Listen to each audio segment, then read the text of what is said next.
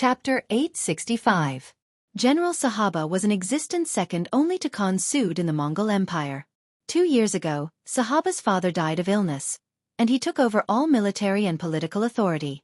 However, this person did not immediately make any movements, instead maintaining an extremely low profile and managing the army and territory his father left behind. Because of his exceptionally low profile, his presence was very low, and he was gradually forgotten by others. Now that he suddenly appeared, and even brought 30,000 cavalry, it was clear that he was preparing to make his move. Is Big Brother Sahaba coming? That's great. Our relationship was already very good when we were young. He must have come to help us. Princess Tuaya, who received the news, walked out from her tent. Her haggard appearance completely changed, and her face was filled with anticipation and excitement. People always said that feelings when one was young were the purest. Perhaps only at that time friendship was not mixed with any distribution of benefits. Tuaya was filled with all kinds of expectations towards Sahaba's appearance. While waiting, even anxiously waiting, Sahaba finally arrived. Right at the entrance of the camp, Tuaya saw Sahaba, who was already close to 30 years old after being separated for 2 years. Right now, he seemed to have become even more mature. The extra beard on his face added a bit of manly charm. Big Brother Sahaba. Princess Tuaya welcomed him with a face full of joy. Little sister Tuaya. Sahaba also welcomed her with a face full of smiles. The two stood together, and from afar, they actually gave off a feeling of a talented man and a beautiful woman. Princess Tuaya had great expectations towards Sahaba's arrival. After catching up, both sides sat down in the tent, and then began to discuss the matter of the allied army. However, the greater one's hope, the greater the disappointment. It wasn't that Sahaba was unwilling to ally with Princess Tuaya. On the contrary, he took the initiative to bring up this matter. He expressed that he was willing to defeat the foreign Fan Yuhai together with them, save Khan Sud, and restore the glory of the Mongol Empire.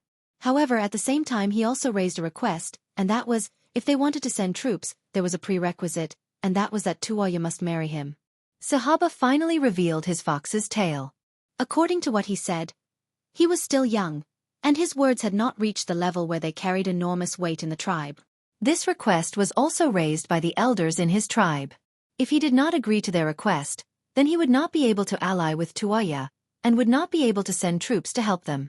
At first, Sahaba had a troubled look on his face. Regarding this, Tuaya still had hope and said that the marriage was fine, but couldn't everything be discussed after saving her father? After all, her father was still trapped in a coma. As his daughter, if she married someone else, a marriage without the blessings of her family would not be a happy one. Sahaba rejected the offer right away. He had to get married. Only then would the alliance between the two sides be unbreakable.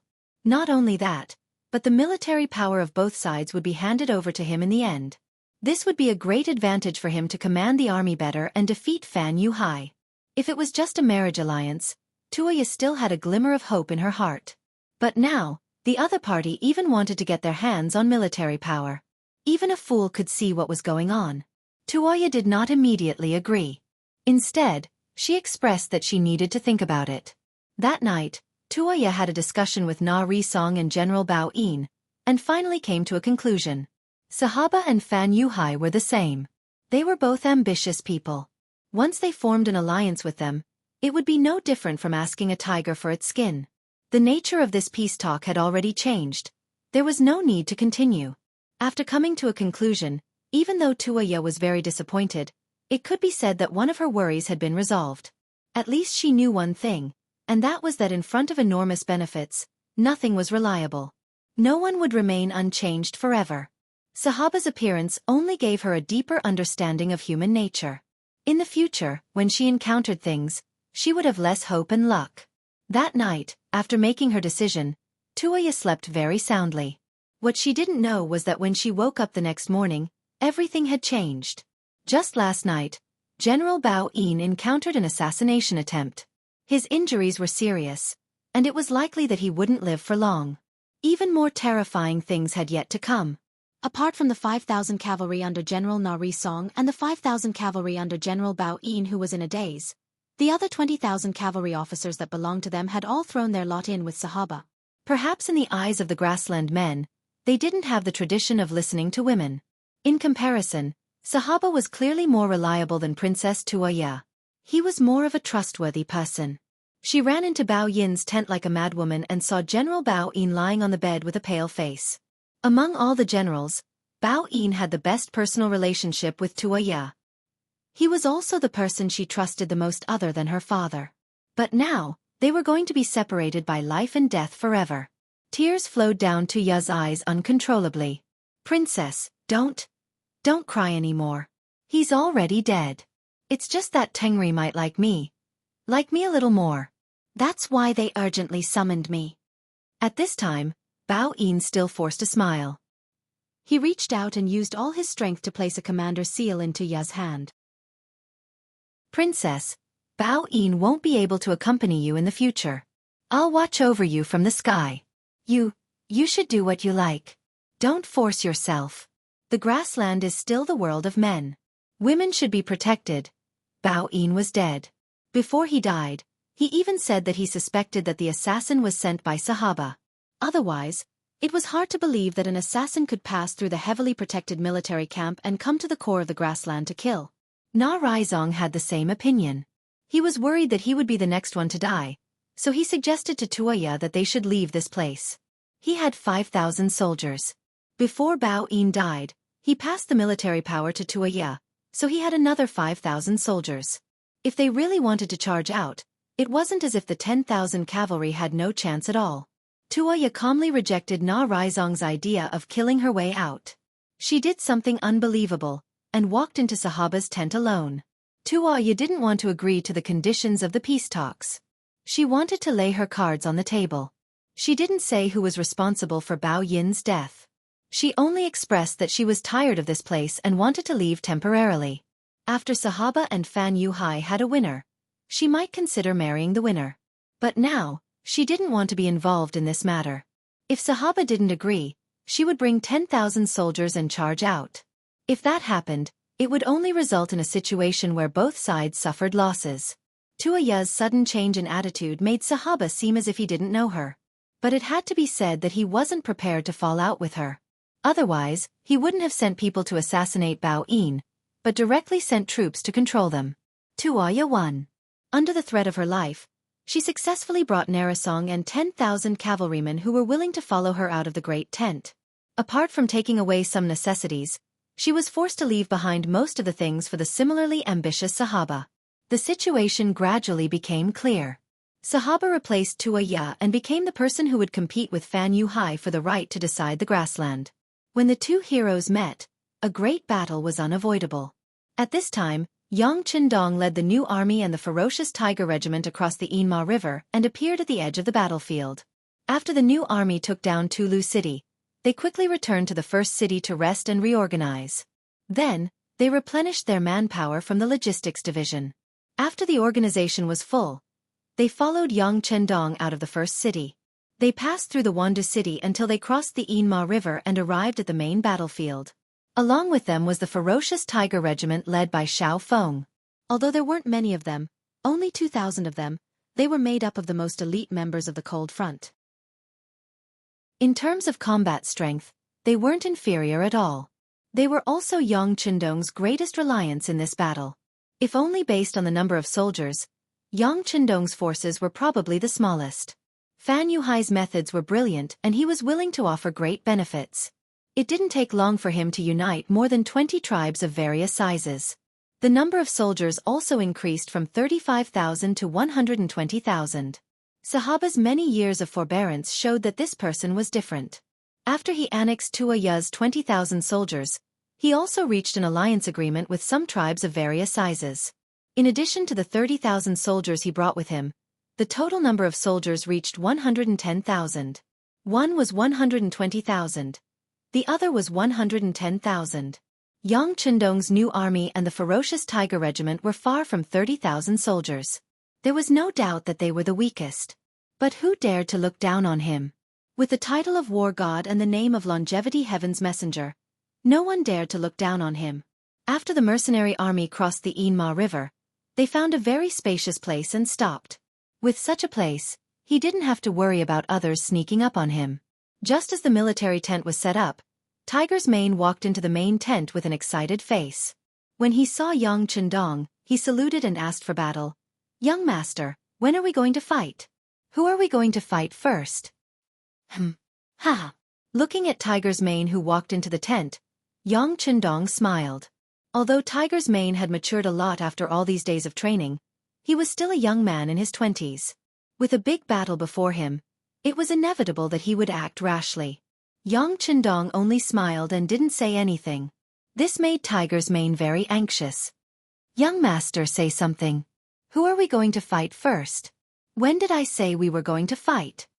Looking at Tiger's Mane's anxious face, young Chendong shook his head lightly. "Tiger's Mane, why didn't your deputy commander and Commander Xiao Feng come with you this time?" The vice commander has to deal with some logistics matters, and Commander Xiao has to patrol the barracks. At this point, Hu Mang suddenly froze. He finally understood why the sixth young master asked this question. Chapter 866. Seeing that Tiger's Mane had understood, young Chendong simply explained the matter. "Your deputy commander didn't have something to do.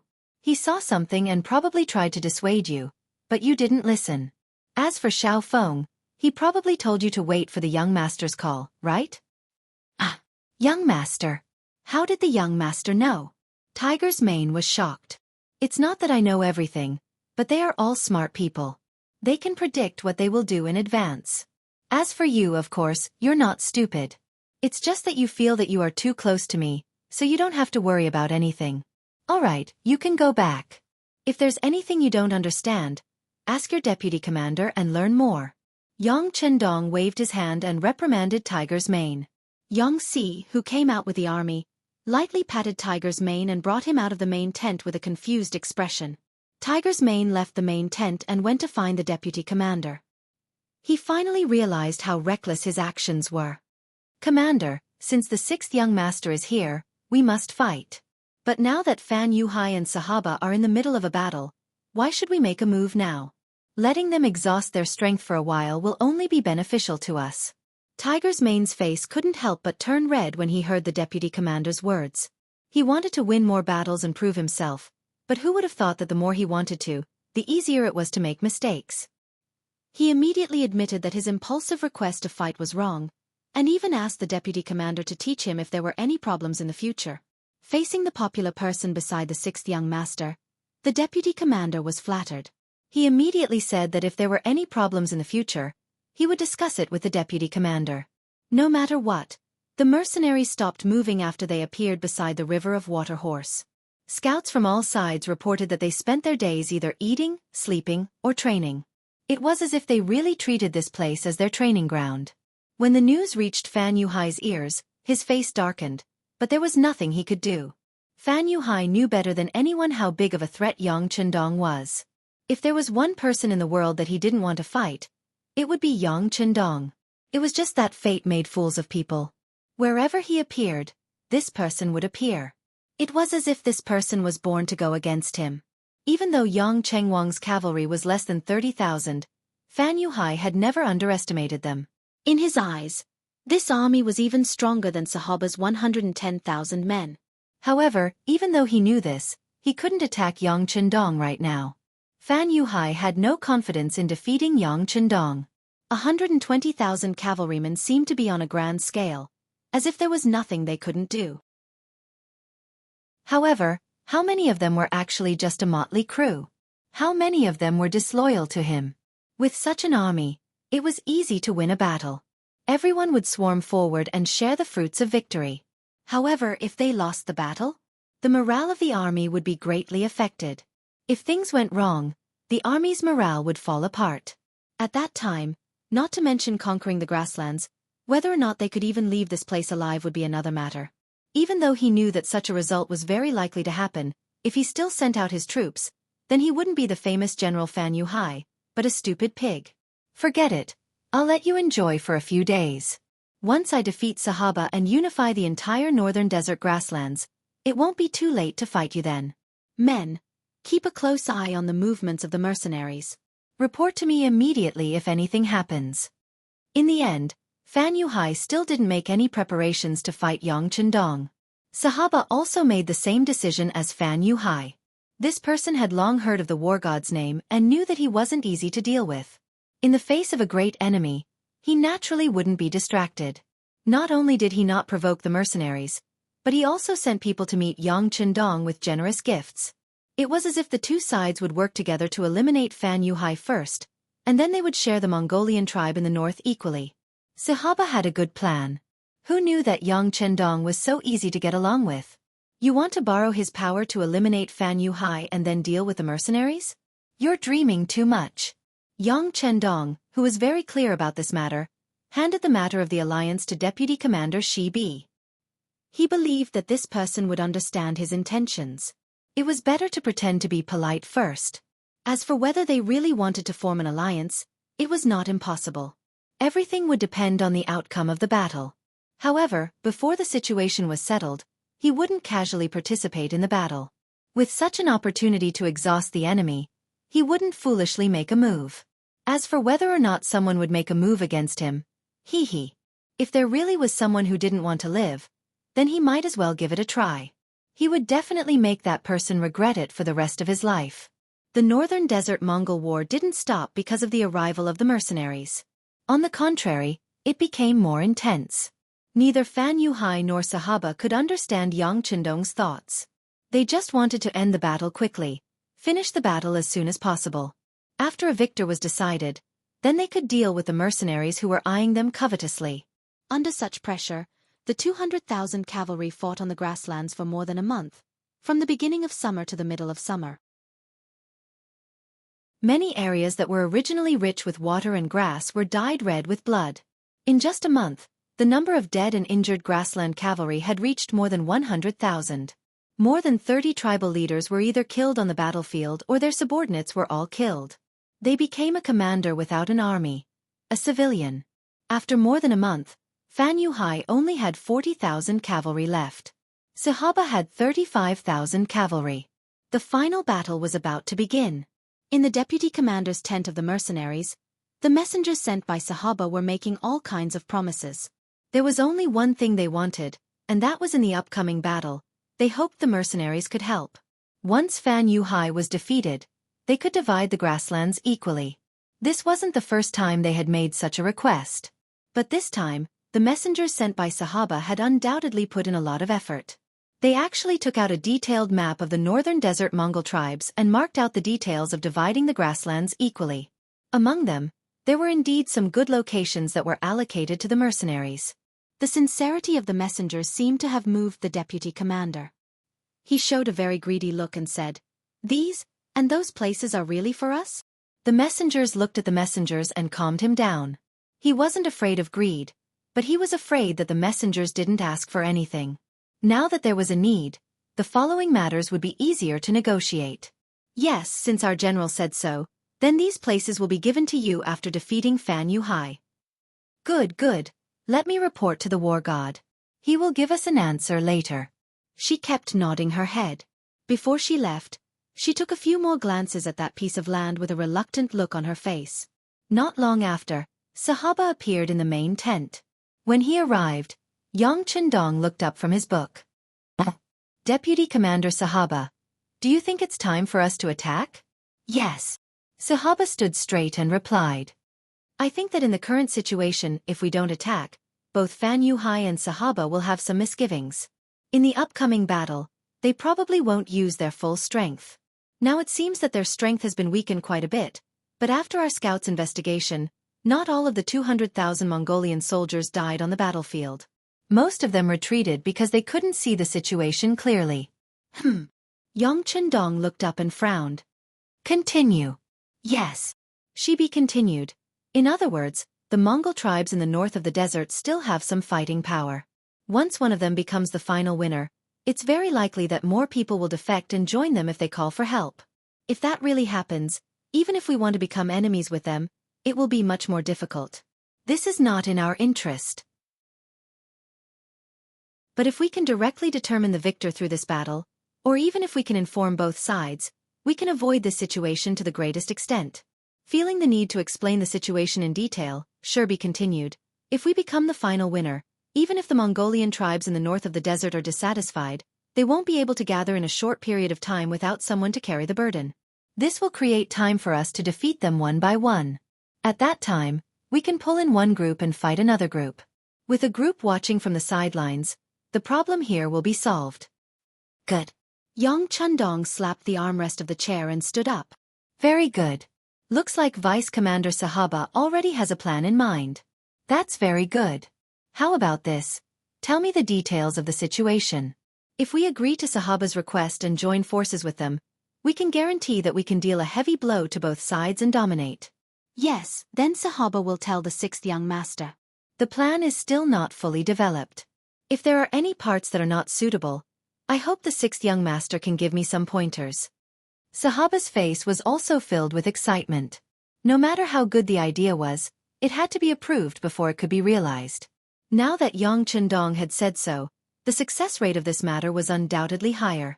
In the following time, the two of them chatted in the tent for a long time. Dinner was directly sent in. Even so, they still talked until the soldiers had gone to sleep. In the middle of the night, Sahaba and Tiger's Mane, as well as the leader of the ferocious tiger regiment, Xiao Feng, left the tent.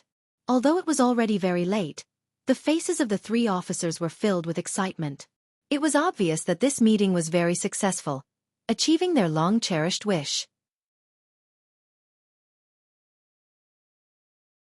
Chapter 867. On the second day, Sherbet woke up early. As the representative of the mercenaries in the negotiation, he finally gave the Sahaba emissary an accurate reply. The mercenaries supported the final battle and would stand firmly on Sahaba's side to deal with Fan Yuhai, an outsider. The messenger naturally left in high spirits. He returned to Sahaba's camp and reported the accurate information he just received. In the main tent, Sahaba laughed loudly. Good, it seems like the great Ming's loyal duke is very sensible. He knows that we are the orthodox and the ruler here. Yes. The messenger walked forward with a flattering face and said, even if the great Ming's loyal duke is powerful, it's only in the great Ming. Like us nomads, we don't even have a city. They won't pay attention to such a place. So in the negotiation, they only propose that once they help us defeat Fan Yuhai, they hope that both sides will not invade each other in the future. If they are willing, they can even engage in friendly trade. Ha ha ha, it seems like the great Ming's loyal duke is also a person with ideas. He doesn't want to waste his energy on us. That's right. He has the Ming dynasty behind him. I think he should be very interested in the throne. Why would he look at a poor place like ours? However, there's no need to engage in trade. I heard that although their things are good, they are very expensive. If we need them, there's no need to buy them. We can just rob them. As for not invading each other, we will agree to it first. As for whether it will be forever, it will depend on the changes in the situation before we make the final decision.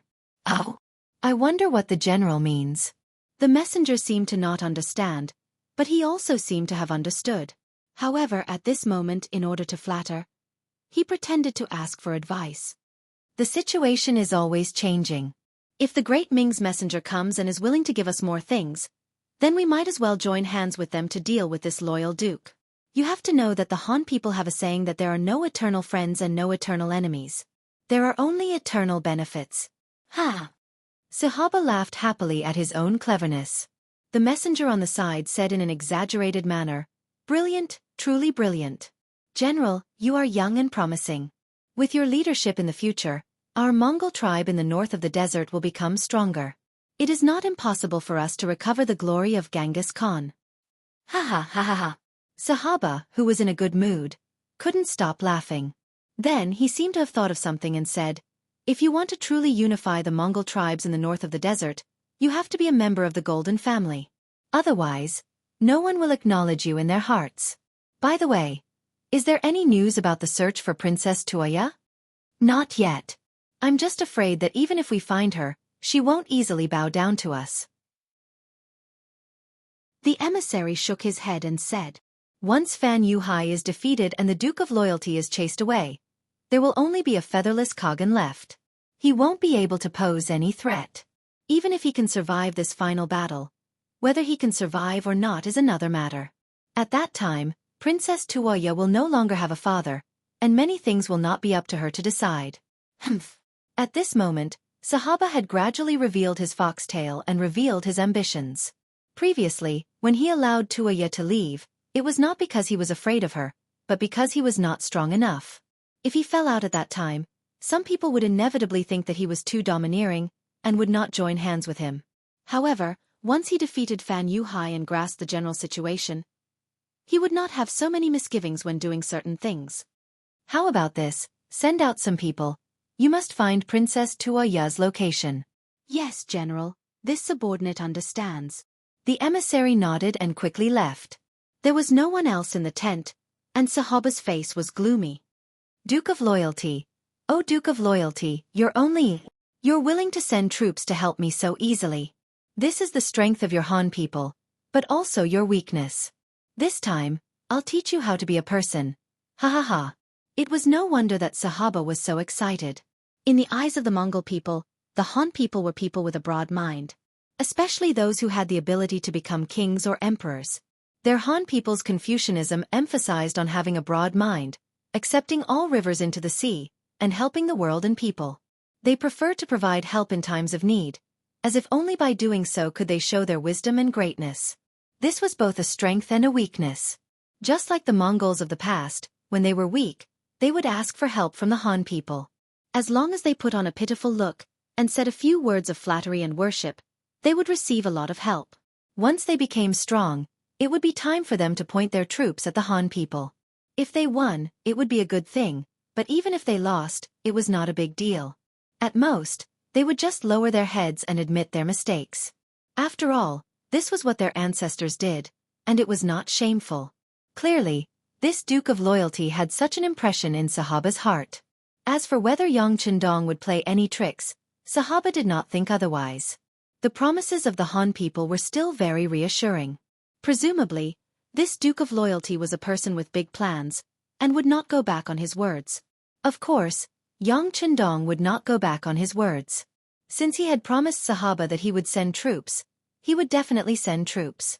However, what kind of troops and how much effort was another matter altogether. Was Yang Chendong a Han? The answer was definitely yes. However, he was different from most Han leaders. He had a dark side in his heart, a cunning side, and even a black-bellied side. History had already told him how much he had suffered when dealing with foreign countries. As someone who came from the future, Yang Chendong would definitely not walk the same path as his ancestors. After doing something, they would regret it for the rest of their lives, and even harm their descendants. What he wanted to do was to do whatever was beneficial to him. As for whether or not it would attract the curses of others, he did not care so much. Who cared if the flood would reach the heavens after his death?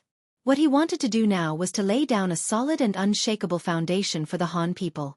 As for the future generations who were ignorant and incompetent, and wanted to lose this foundation, that was not something he could care about. He only needed to do his best. At the very least, the bigger the foundation, the slower the speed of squandering. At the very least, the Han people had once reached the peak of this world, so he could not be considered to have made a trip to this world. Under the scheming of each side, the weak alliance was formed, and the next thing to do was to wait for the day of the final battle. 4 days later, under Sahaba's deliberate pressure, in the grasslands 2 li west of Inma River, in front of the temporary capital built by Balskan Tan at the end of the Yuan dynasty, his 35,000 cavalry faced off against Fan Yuhai's 40,000 cavalry. The sun was high up in the sky, shining down on every single one of the cavalrymen, giving them a very hot feeling. However, the 70,000 warriors acted as if they did not hear anything. At this moment, both sides were staring at each other. Crossbows and sabers were in their hands, and they looked like they were ready to make the final charge at any time. Fan Yuhai rode on his warhorse.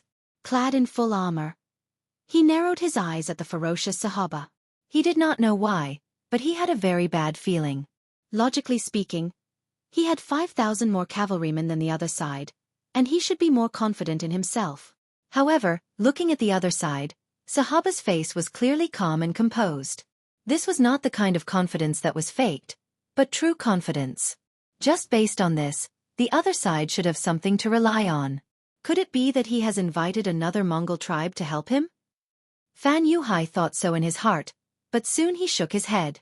He didn't think that any tribe would be stupid enough to interfere when the outcome of the battle was still undecided. After all, preserving one's strength and waiting to reap the benefits should be what smart people and wise people would do. If this was not the reason, then what was the reason? Could it be that Sahaba was stupid? Did he really think that his 35,000 cavalrymen could defeat his 40,000 army? Unable to figure it out, Fan Yuhai felt very annoyed. He didn't like this feeling. He even regretted capturing Sud Khan and holding the emperor to order his vassals.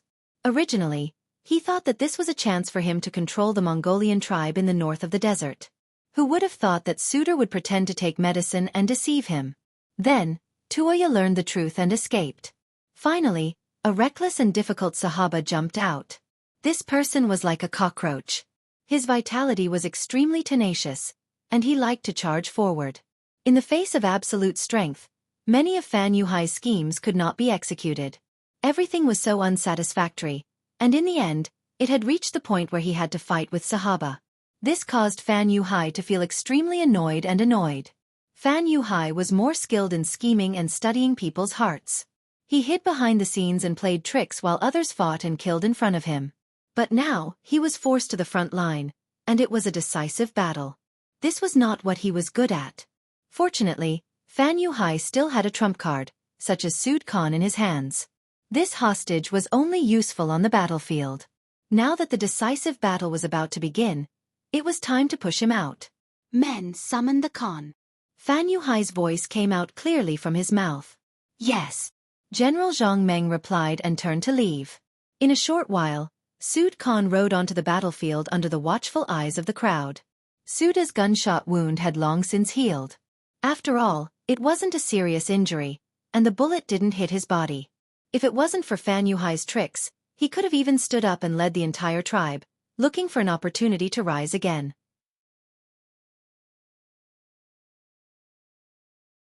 Chapter 868. However, under the current circumstances, Suda knew that the so-called rising of the Eastern Mountain was nothing more than a dream. Based on what Fan Yuhai had done to him, he hated him, and Fan Yuhai knew this as well. Fan Yuhai would definitely not let him live. The only reason he was still sitting on the horse was because he was still useful. As soon as Suda appeared, the cavalry opened up a path for him, allowing him to easily reach Fan Yuhai's side. Following this, the devil's voice sounded in his ears. Go and shout, tell them to put down their weapons and surrender with the identity of the Khan. Otherwise, it would be tantamount to betraying the entire Mongol tribe, and they would be killed without mercy. Don't think about playing any tricks, otherwise, I can guarantee that you will die miserably. Go. There was a smile on his face, but his words were incomparably vicious. When Suda heard this, he couldn't help but tremble. This person was a devil, and it was because of his existence that the Mongol tribes in the north of the Gobi Desert had been killing each other. Under the intense internal friction, the originally prosperous Gobi Desert Mongol tribes had suffered a huge drop in strength. He had never treated the Mongol cavalry as his brothers. He had only treated them as killing weapons in his hands. If such a person were to rule over the entire tribe, it would bring about disastrous consequences. The entire tribe might even fall into a state of eternal damnation because of this. This was what Suda was thinking, and it was also the conclusion that he had come to after these days of analysis. Hearing his reminder, Suda nodded and rode his horse forward.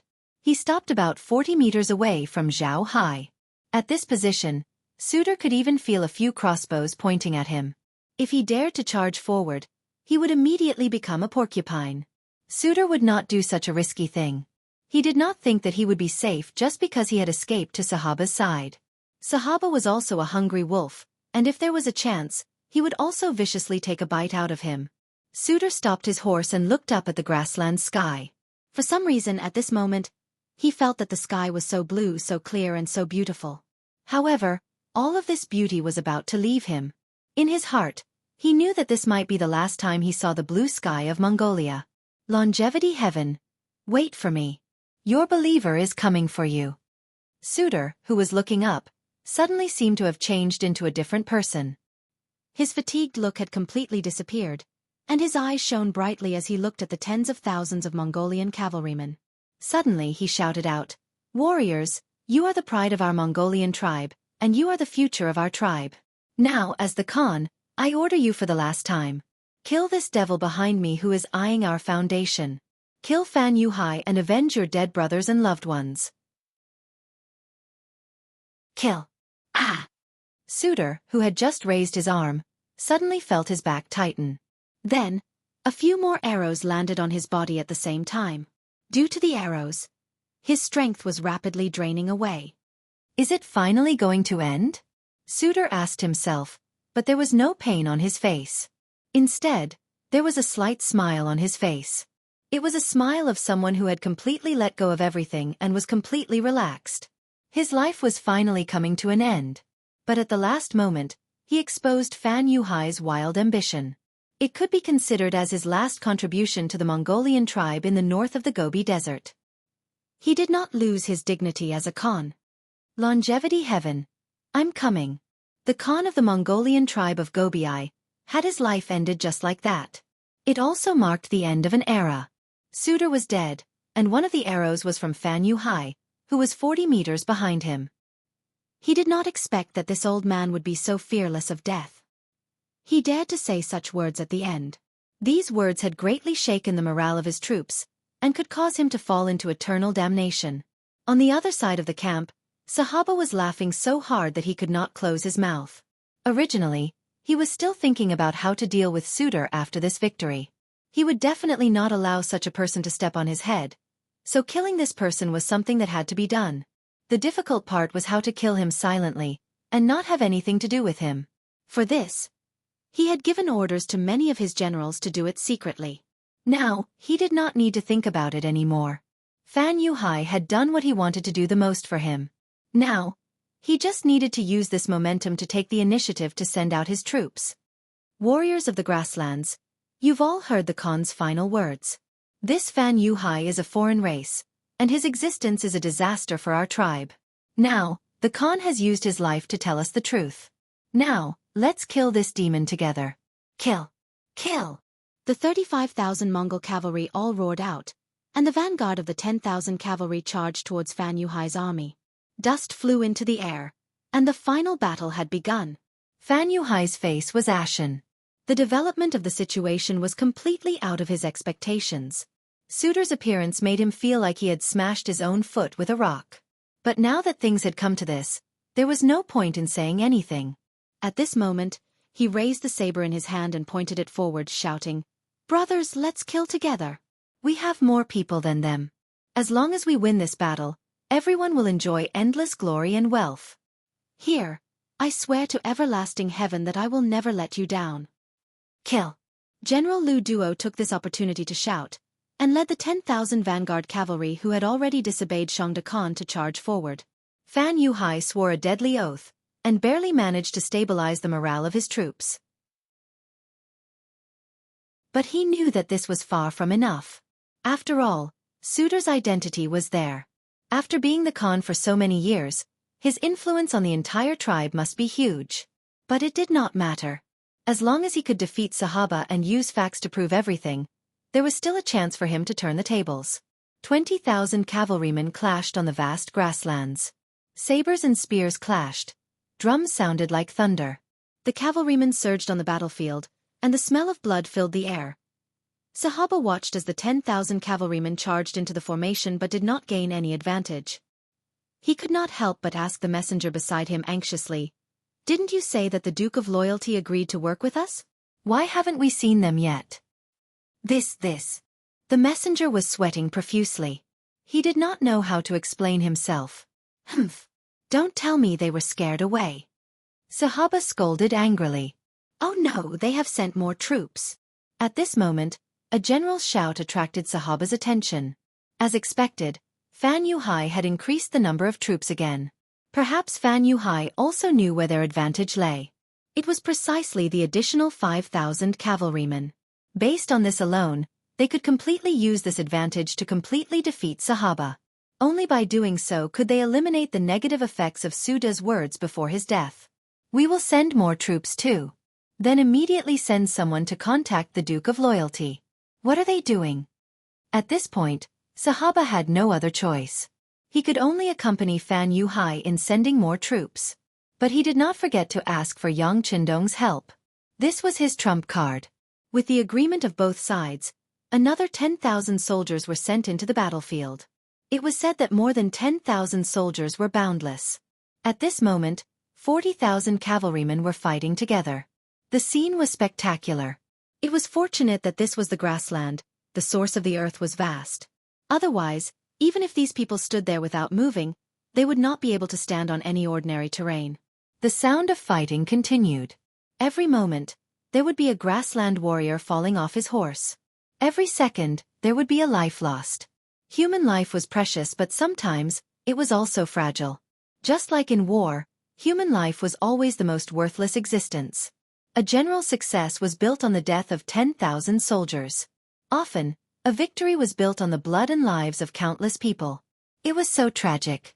It could be said that those who had never fought in war would never know the preciousness of peace. True peace also required countless martyrs to pay the price of countless lives in exchange for it. At this point, as a retired Special Forces soldier, Longzi expressed his highest respect to the martyrs of the revolution. On the battlefield, the chaotic battle continued. It had been more than 6 hours, but both sides were still locked in a stalemate. Neither side had a strong advantage. The stalemate continued. Sahaba was like an ant on a hot pan. He was extremely anxious. The reinforcements had not arrived yet. If the battle continued, he was afraid that he would be the one to lose. However, what he didn't know was that 50 miles away from them, the mercenaries were slowly making their way over. According to Yang Chendong himself, he would form an alliance with Sahaba and send troops. But when the troops would be sent was up to him. Sahaba obviously wanted to use him. He even wanted to take care of him after defeating Fan Yuhai. Since that was the case, how could he let others do as they wished? He was a person who was not afraid of things getting out of hand. So, he was quite satisfied with the delayed reinforcements. Oh, it meant that it was quite slow. Send someone to inform Sahaba that we're already on our way to the battlefield. We'll be there soon. Tell him to hold on. Riding on the white dragon horse, Yang Chendong looked at the midsummer scenery of the grassland while speaking with a relaxed expression. Yes. Instead of saluting, he immediately arranged for a scout to go ahead and report first. Beside Yang Chendong, Tiger's Mane laughed loudly. Young master, you are the one who is really watching from the sidelines. But if Sahaba were to know that while we were aiding them, we also sent people to destroy their rear rations, I'm afraid he would have the heart to kill us. Ha ha.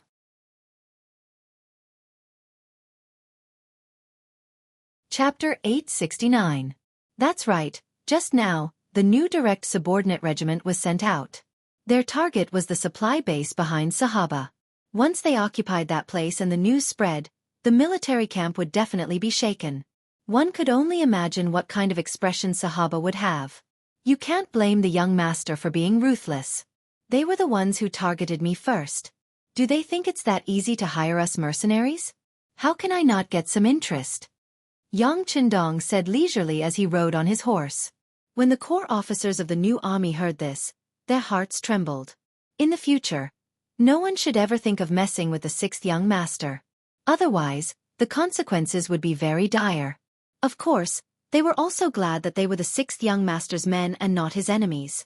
The army was still advancing at a steady pace. Every 15 minutes, there would be scouts coming to report the situation at the front. From this, it could be seen that Yang Chendong was still paying attention to the situation at all times. Once there was any hint of deviation from his plan, he would immediately adjust the military deployment. He walked slowly and saw that it was already afternoon. In another 2 hours, it would be evening. He looked at Tiger's Mane and asked, "How is it? How's the new army's night training? Can you ensure that the night's battle is normal?" "No problem." Tiger's Mane patted his chest and replied, "Our soldiers' meals are good and their nutrition can keep up. There are no longer any problems with night blindness. In addition to the recent assault training, although they still can't attack as freely as they can during the day, fighting at night and killing the enemy is no longer a problem." "Good, that's good. Tonight, there should be a chance for you to perform." Yang Chendong nodded happily. Now that everything was ready, all he had to do was wait for the sky to turn dark and he would charge into the battlefield and show off his skills. However, as the saying went, plans can't keep up with changes. Just as Yang Qindong led the army to the battlefield, a scout suddenly reported that a third force had suddenly charged into the battlefield. There were at least 10,000 cavalrymen, and they were attacking Fan Yuhai together with Sahaba. Now, this famous general was forced to send another 10,000 cavalrymen to the battlefield to stabilize the situation. A third force? Who is it? This change was out of Yang Qindong's expectations. He didn't think that anyone would join the battle at this time. Before the outcome of the battle was decided, who would be so stupid to do something that would not benefit them? I don't know, we're still investigating. The scout shook his head. He couldn't answer this question. Investigate again. Yang Qindong's expression became much more serious. While he dismissed the scout, he also ordered the army to speed up some things. The sudden change had disrupted his plans. He had no choice but to arrive at the battlefield ahead of time. Only in this way could he deal with the changes by remaining unchanged. Fortunately, not long after, the scout brought back new information. The situation of the new force that had joined the battlefield had been clarified. It was Princess Tuoya. It's her. When he heard the news, Yang Qindong's expression quickly became as calm as before. He said, "She must have wanted to save her father." Unfortunately, Fan Yuhai's movements were too fast. She was still a step too late. Sixth young master, if this is the case, I'm afraid that Princess Tuoya will risk her life against the enemy. She only has 10,000 cavalrymen. If placed on the battlefield, she won't be of much use. Besides, with Sahaba's character, he will definitely treat her and her cavalrymen as cannon fodder. You see. Beside him, she also considered the seriousness of the problem. That's right. Yang Qindong nodded his head. In his plan, Tuoya had nothing to do with this battle. This woman was prepared to be dealt with, at the very end. However, since the battlefield had changed, he also had to change accordingly. How about this? Immediately order the recruits at the vanguard to speed up and rush to the battlefield as soon as possible. Tell them to do their best to protect the two wings of Princess Tuoya's army. Everything will be decided when the army arrives. Understood. Shibi nodded her head and urged her horse forward. At this moment on the battlefield, as Yang Qindong expected, Sahaba had indeed treated this woman and the cavalrymen she brought with her as cannon fodder. When faced with Fan Yuhai's reinforcement of 10,000 cavalrymen, not only did he not increase the number of troops, he instead ordered the cavalrymen to retreat as much as possible, leaving the main battlefield to Tuoya and Fan Yuhai's cavalrymen. Sahaba's plan was naturally good. He would first allow these two opponents to fight. When the time came, regardless of which side was exhausted, it would be a good thing for him. Originally, this plan was left for the mercenaries. However, since they hadn't arrived yet, he decided to let Tuoya have a taste of this feeling first. On the battlefield, Tuoya and Na Risong led 10,000 cavalrymen and continuously rushed forward. Facing Fan Yuhai's cavalrymen, they didn't retreat a single step. The decisive battle was about to begin. Tuoya naturally had inquired about the situation long ago. Her initial thoughts could be said to be the same as Yang Qindong's. Both of them wanted to take advantage of this dogfight to make their move. If they could use this opportunity to rescue Sud Khan, that would naturally be the best thing to do. No matter how much she thought about it, she didn't expect Sud Khan to stop enduring at the final moment. Not only that, he even angered Fan Yuhai with his words and was shot to death on the battlefield. When Tuoya, who was also several tens of li away, learned of this misfortune, she almost fainted. Soon after, she led her army and rushed over without any regard for anything else. She wanted to kill Fan Yuhai with her own hands and avenge her father. Tuoya's appearance on the battlefield a step ahead had indeed caught both sides unprepared. It was just that one side was endlessly happy, while the other was cursing his bad luck. Brandishing her blade, she charged forward on the battlefield like a man. Tuoya, who had been practicing horsemanship since young and even had several masters, indeed had the side of a woman. After just a few charges, she had already lost 3 cavalrymen. However, she still didn't feel tired and continued to charge forward on her horse. Even if she wanted to kill, the number of cavalrymen under Fan Yuhai's command was too great. A total of 30,000 cavalrymen had been sent out.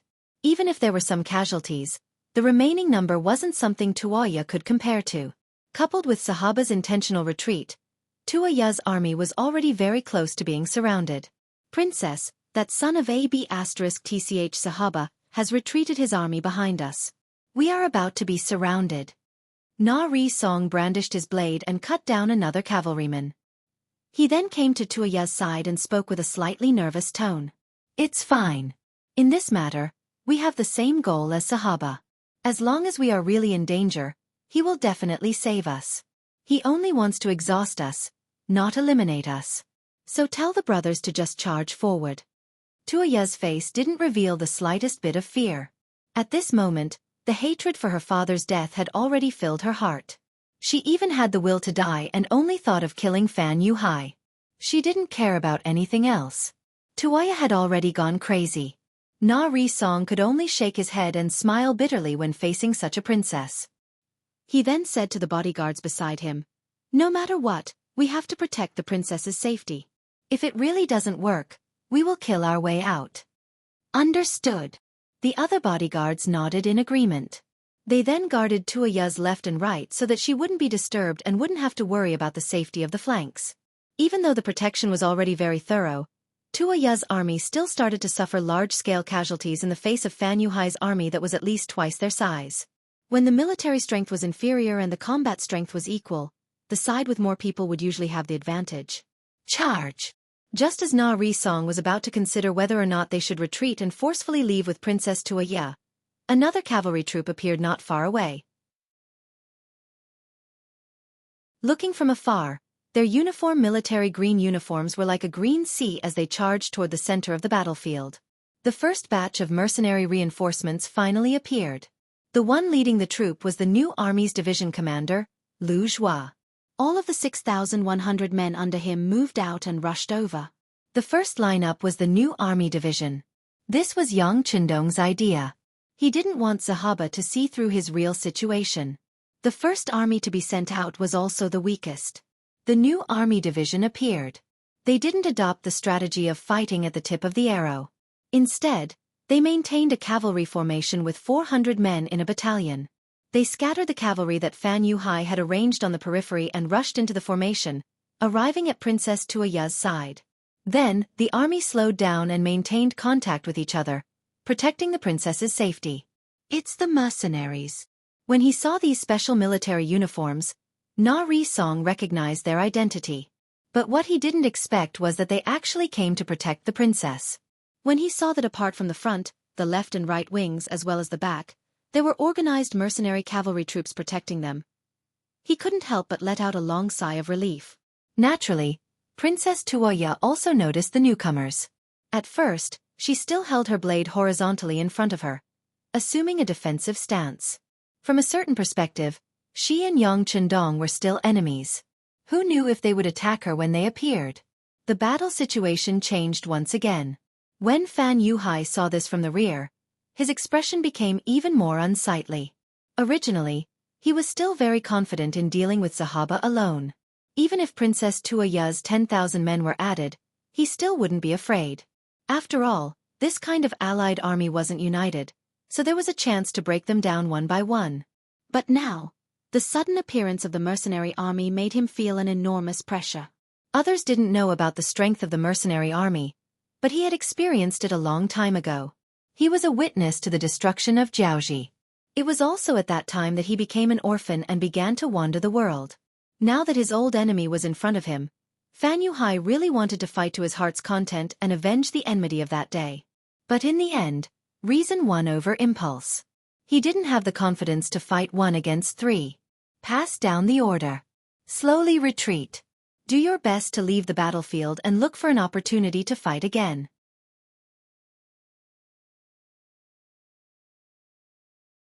Chapter 870. Fan Yuhai was still able to see the big picture. When he realized that the situation wasn't good, he didn't waste words or think too much. All he did was to protect himself. When Sahaba finally saw the mercenary reinforcements appear, he couldn't help but be overjoyed. This was a chance to deal a heavy blow to the mercenaries. He quickly ordered his cavalry to retreat and watch the battle from the sidelines. Before he could give the order, he suddenly realized that Fan Yuhai's cavalry was retreating frantically, wanting to leave the battlefield. How could Sahaba let that happen? If he couldn't take down this powerful enemy today, It would be even more difficult to find such an opportunity in the future. Send 10,000 cavalry to the enemy's flanks. No matter what, we can't let them escape. The rest of you, charge with me.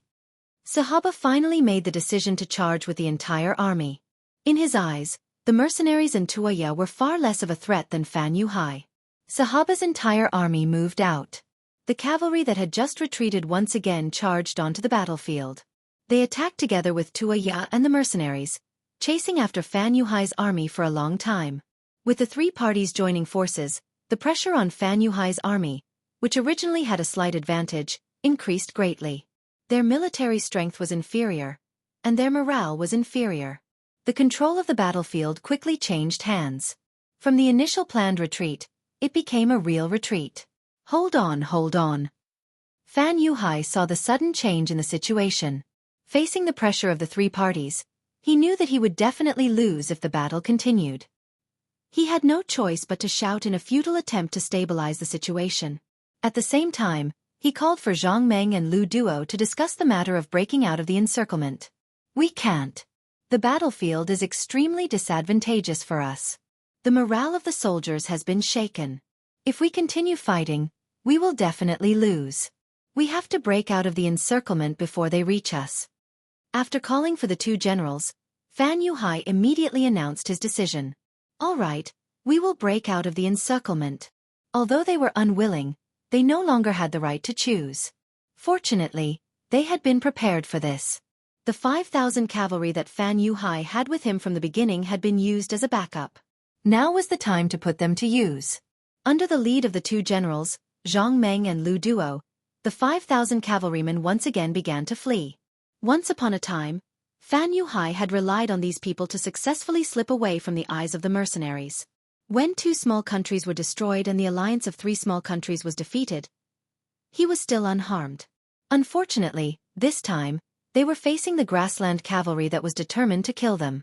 How could it be easy for them to escape? Since they were all cavalrymen, their advantage in speed was gone. Even though these 5,000 men were extremely elite, regardless of weapons and equipment, they were superior to ordinary cavalry. However, when faced with Tuoya who was bent on vengeance, Lu Zhua who had received his orders, and the Sahaba army who wanted to eliminate this calamity, they only managed to charge out for less than a li before they were entangled again. Moreover, the cavalry behind them was still increasing in number. General, please leave. Leave this place to me. At the crucial moment, Zhang Meng took the initiative to step forward. He led 3,000 cavalrymen to bring up the rear, blocking off the Mongol pursuers behind them. Take care of yourself. Lu Duo, let's go. After saying such a meaningless sentence, Fan Yuhai turned around and left. In his eyes, the life and death of others were never important. The most important thing was whether he could survive or not.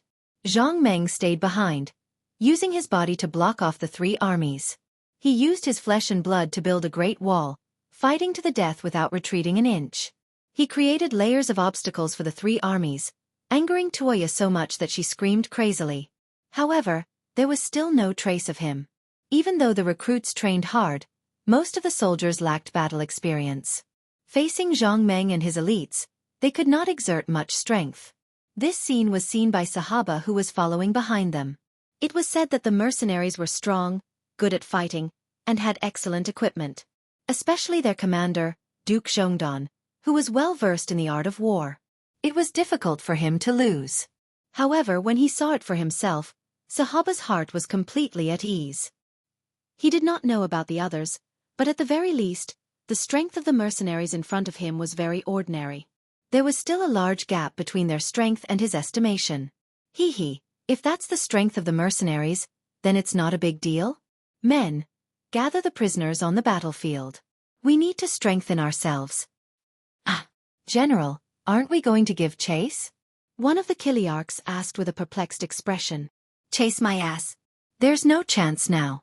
It's more important to strengthen ourselves. Sahaba shook his head. Fan Yuhai's escape was already beyond his reach. Since that was the case, why not face reality and strengthen themselves first?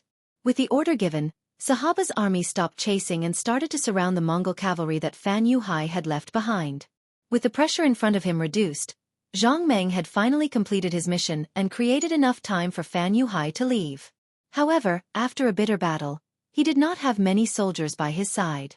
When Naderasong and Lu Zhua joined forces to attack him, after several clashes, his chest was slashed by a sharp saber, revealing the white bones inside. Zhang Meng was seriously injured. Na Ri Song and Luge was struck while the iron was still hot. They attacked him continuously, adding new wounds to his left and right arms. Just when he didn't even have the strength to pick up his saber, Tuoya appeared in front of him. It was this Zhang Meng. Normally, he used the excuse of protecting her father's safety, but secretly spied on her. Tuoya had long hated this person. Since he couldn't catch up to Fan Yuhai, he might as well make an example out of this person. He raised the shiny saber high up and brought it down ruthlessly. Zhang Meng was dead. Fresh blood splattered on Princess Tuoya's face. It was warm, but it also carried her tears. With Zhang Meng dead, the resistance of Fan Yuhai's troops immediately fell into disorder. Other than half of the cavalry who escaped when they saw that the situation was not good, the rest were surrounded by Sahaba's troops and were forced to surrender. At this moment, Sahaba was no longer satisfied with these ordinary captives. He set his sights on Princess Tuoya. Su Dening became the Khan of the Mongol tribe in the north of the desert and was respected by the people. Very few people rebelled. The biggest reason was that he had the blood of the Golden family flowing in his body, which was why he was recognized by everyone. If Sahaba wanted to lead these Mongol tribes, there were only two paths he could take. The first was to kill these tribes until they trembled in fear, and then use his powerful strength to force them to surrender. However, in this way, the Mongol tribes in the north of the desert would be greatly weakened. Once other great powers got involved, it would be difficult to resist the enemy. The second path was much more peaceful. He only needed to marry Tuoya and let their child become a Khan. In this way it was equivalent to having the power of the bloodline. Naturally, he would have a powerful rallying power. How could Sahaba not be moved when he could get a beauty and also obtain great power? Now that the situation was settled, it was the best time to capture Tuoya. Therefore, his army surrounded her. Because Lu Zhua was too close to them, he was unfortunately surrounded as well. Haha, little sister Tuoya, now that the situation is settled, the murderer of the Khan has been beaten to death by my army. Your great hatred can be considered avenged. Thinking about it, a girl like you must have had a hard time. Why don't you come to my tent and take a short rest? Sahaba continued to flatter himself, shamelessly speaking. How could Tuoya not see through Sahaba's little tricks? If it was said that she originally had a good impression of this childhood friend of hers, it had disappeared in the battle just now. He actually allowed her and Fan Yuhai to fight to the death. Not only did he not help, he even ordered his troops to retreat. If it wasn't for the timely appearance of the mercenaries, most of the cavalrymen she brought with her would have been killed. At that time, would he still be so courteous with her? Many thanks for General Sahaba's good intentions, but my father's blood hatred has not been completely avenged. Fan Yuhai is still fleeing and I still have to lead the army to chase after him. I will come back to thank the general when I have the chance in the future. Tuoya threw down these words and prepared to leave. Wait. Seeing that Tuoya had actually rejected him, it was clear that she refused a toast only to be forced to drink a forfeit. Sahaba finally revealed his true colors. Little sister Tuoya, I will immediately send people to handle the matter of chasing after him. I believe that it won't be long before there is news. Now, please come to my tent to rest. Men, please come with the princess. Who dares? Since the soft approach didn't work, he had to use the hard approach. Without waiting for the cavalry to move, Narasong shouted and came to Tuoya's side, standing with his sword. After this battle, although their strength had been damaged, they still had more than 6,000 cavalry. It was enough to kill a bloody path out. Little sister Tuoya, must you reject my good intentions? Don't you know who has the final say now? Do you really think that you can break out of this general's encirclement with just your cavalry? Or do you think that these people are willing to give their lives for you? Sahaba said in a mocking tone. His gaze then landed on the cavalry that followed Tuoya.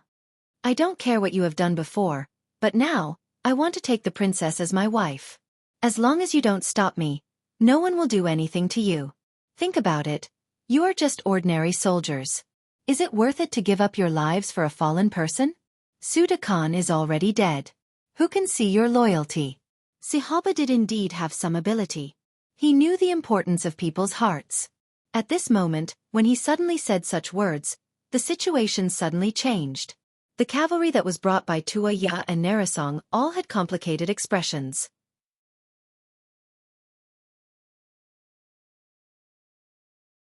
Chapter 871. Among them, many of them were willing to follow them because of the hope in their hearts. Once they rescued Su Khan, they would make a great contribution and obtain countless benefits. But now, knowing that Su Khan was dead, and more importantly Sahaba, who had the upper hand, could decide their life and death. If they continued to fight, why would they die? At least half of the 7,000 cavalrymen were persuaded by Sahaba.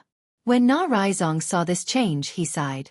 If this was really the case, not to mention threatening Sahaba, it was hard to say if they could even escape. In contrast, Tua Ya's expression was normal.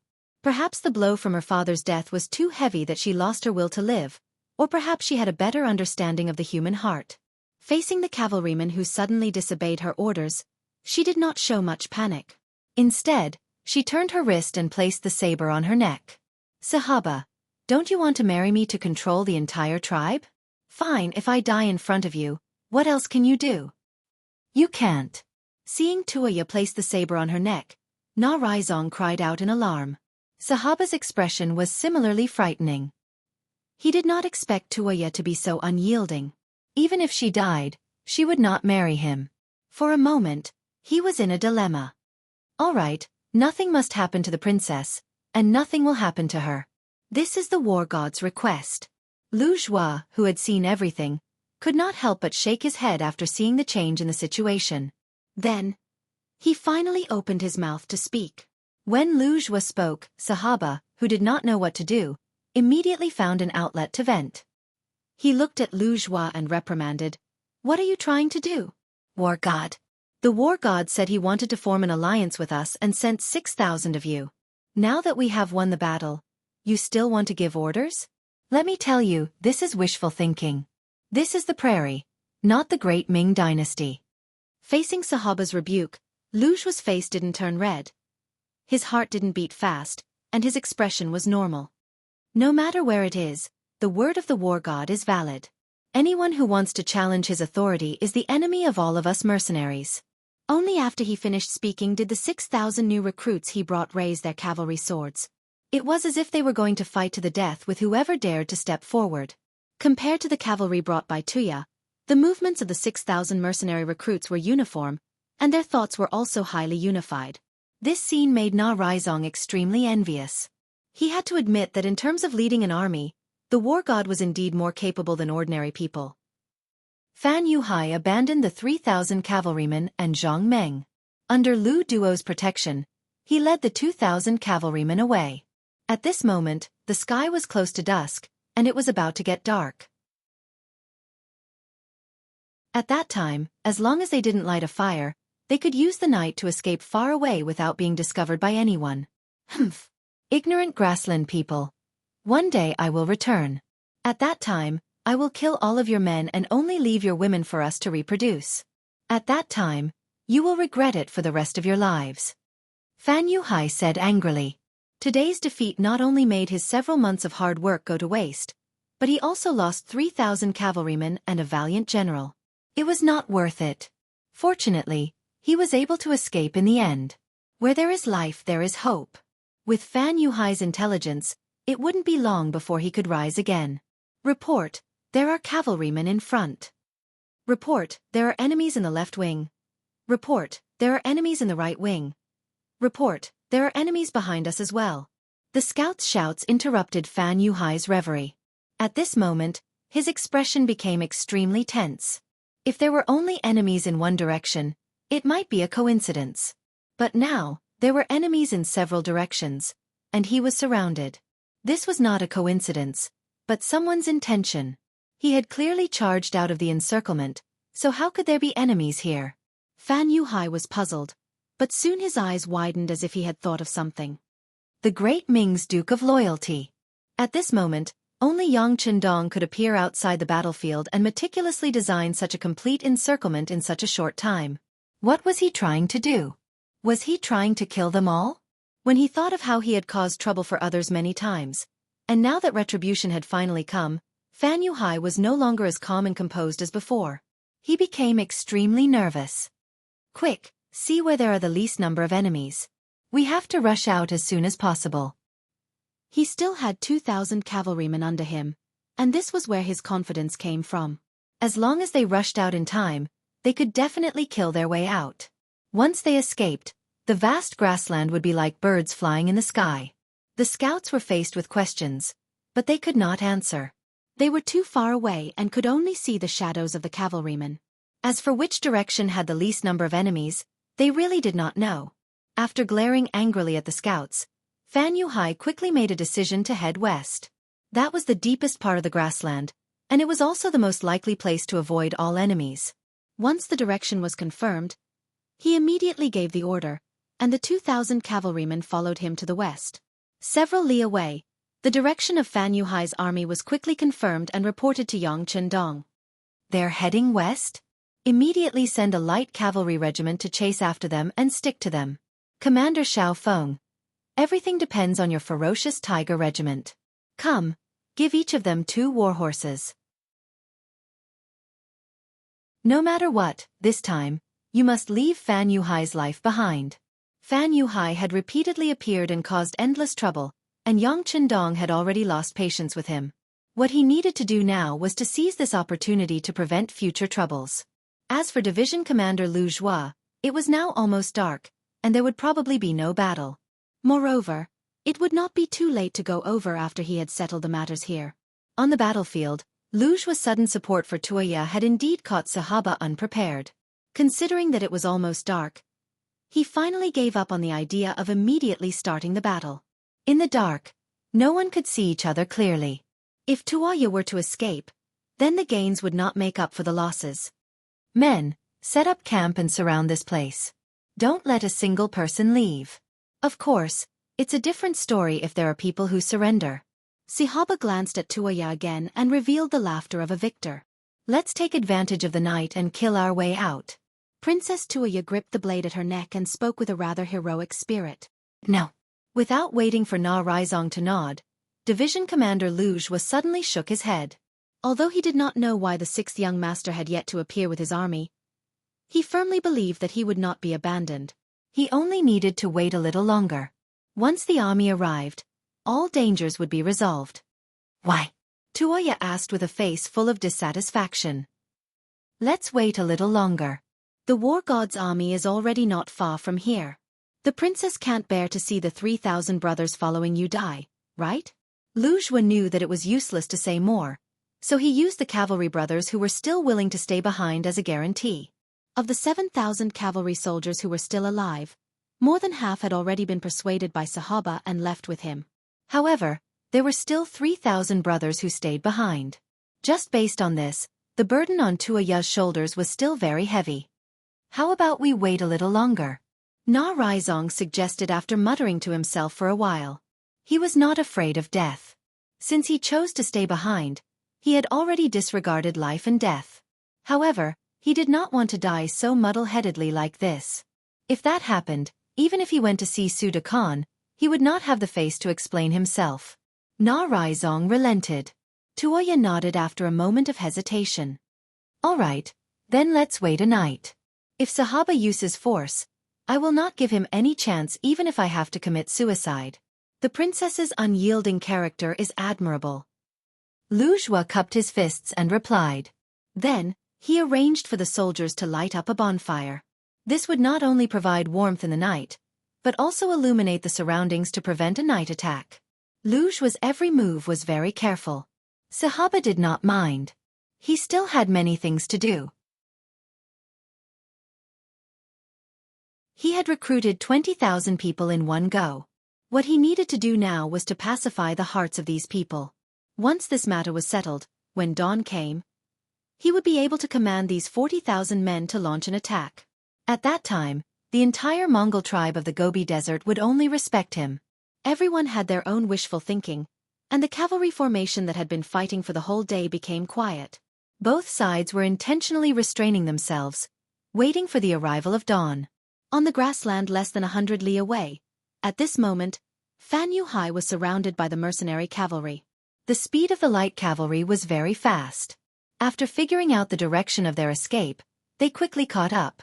Relying on the advantage of speed, they quickly entangled Fan Yuhai's troops.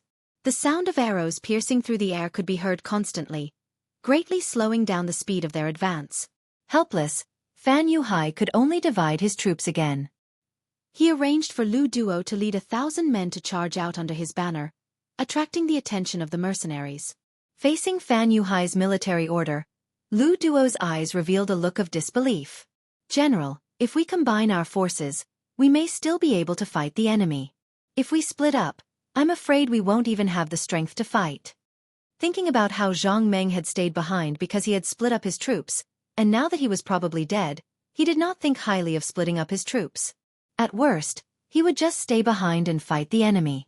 Killing one was enough to break even. Killing two was still a gain. "We can't. If we split up, there is still a chance. If we combine our forces, there will be no chance at all." "Lu Duo, are you not going to listen to this general's orders? Didn't you say that your life is mine? Even if you die, you will ensure my safety?" At this moment, Fan Yuhai finally revealed his true nature.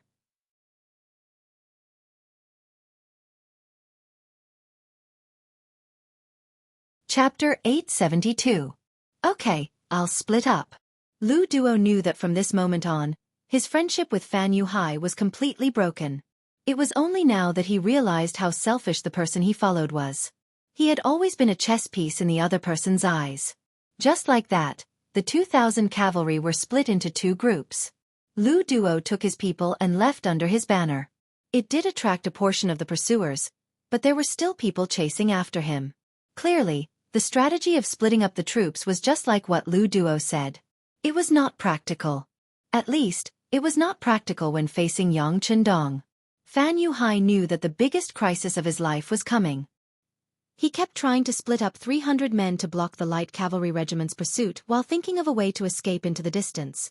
However, the light cavalry regiment's advantage was that they were fast. It was not something that could be easily shaken off. Ma Xiangshan's light cavalry regiment did not have the intention to fight Fan Yuhai's troops head-on. They just followed from a distance and attacked with bows and arrows. Once they found that the enemy had split up, they would immediately send people to encircle and annihilate them. This kind of divide-and-conquer tactic was very troublesome. The more they split up, the more they would lose. It didn't take long for the 300 cavalry soldiers to be annihilated by the mercenary light cavalry regiment. When they caught up again, Fan Yuhai didn't dare to split his forces. He only rushed towards the west, hoping to find some favorable terrain that could allow him to escape. A person's luck could not be so good forever. Fan Yuhai, who had escaped many times, finally encountered a hard rock. In the early hours of the morning, a large army blocked his path. It was the fierce tiger regiment that came here in a roundabout way on Yang Chendong's orders. Commander Xiao Feng had been waiting here for a long time. Finally, the target appeared. Ever since he came to the grasslands, Xiao Feng had yet to show his skills. This time, he held back all his strength. With a loud shout, 1,000 guns fired. The bullets drew a red line across the night sky.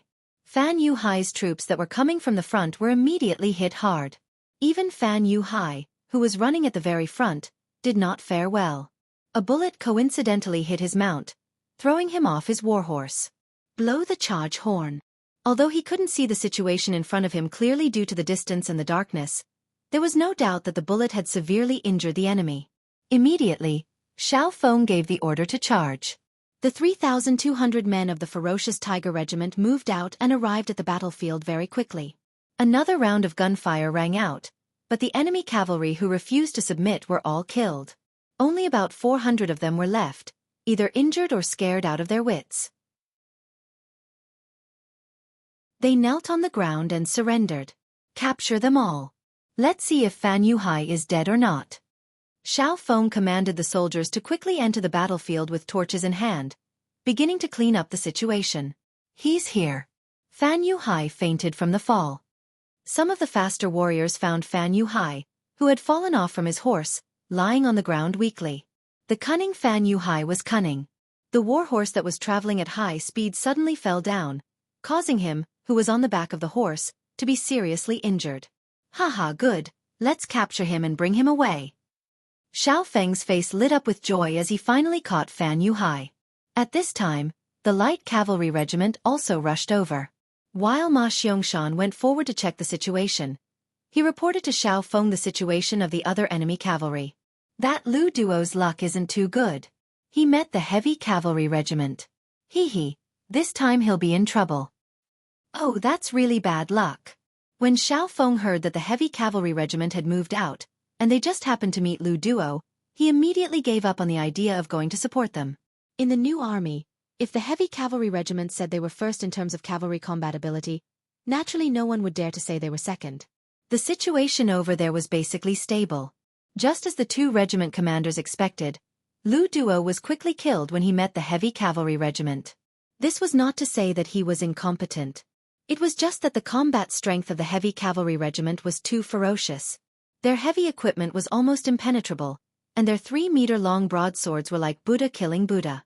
In just 3 rounds, more than half of the 1,000 cavalrymen were lost. As the main general, Lu Duo was even beaten off his horse under the joint attack of 4 heavy cavalrymen and became a captive.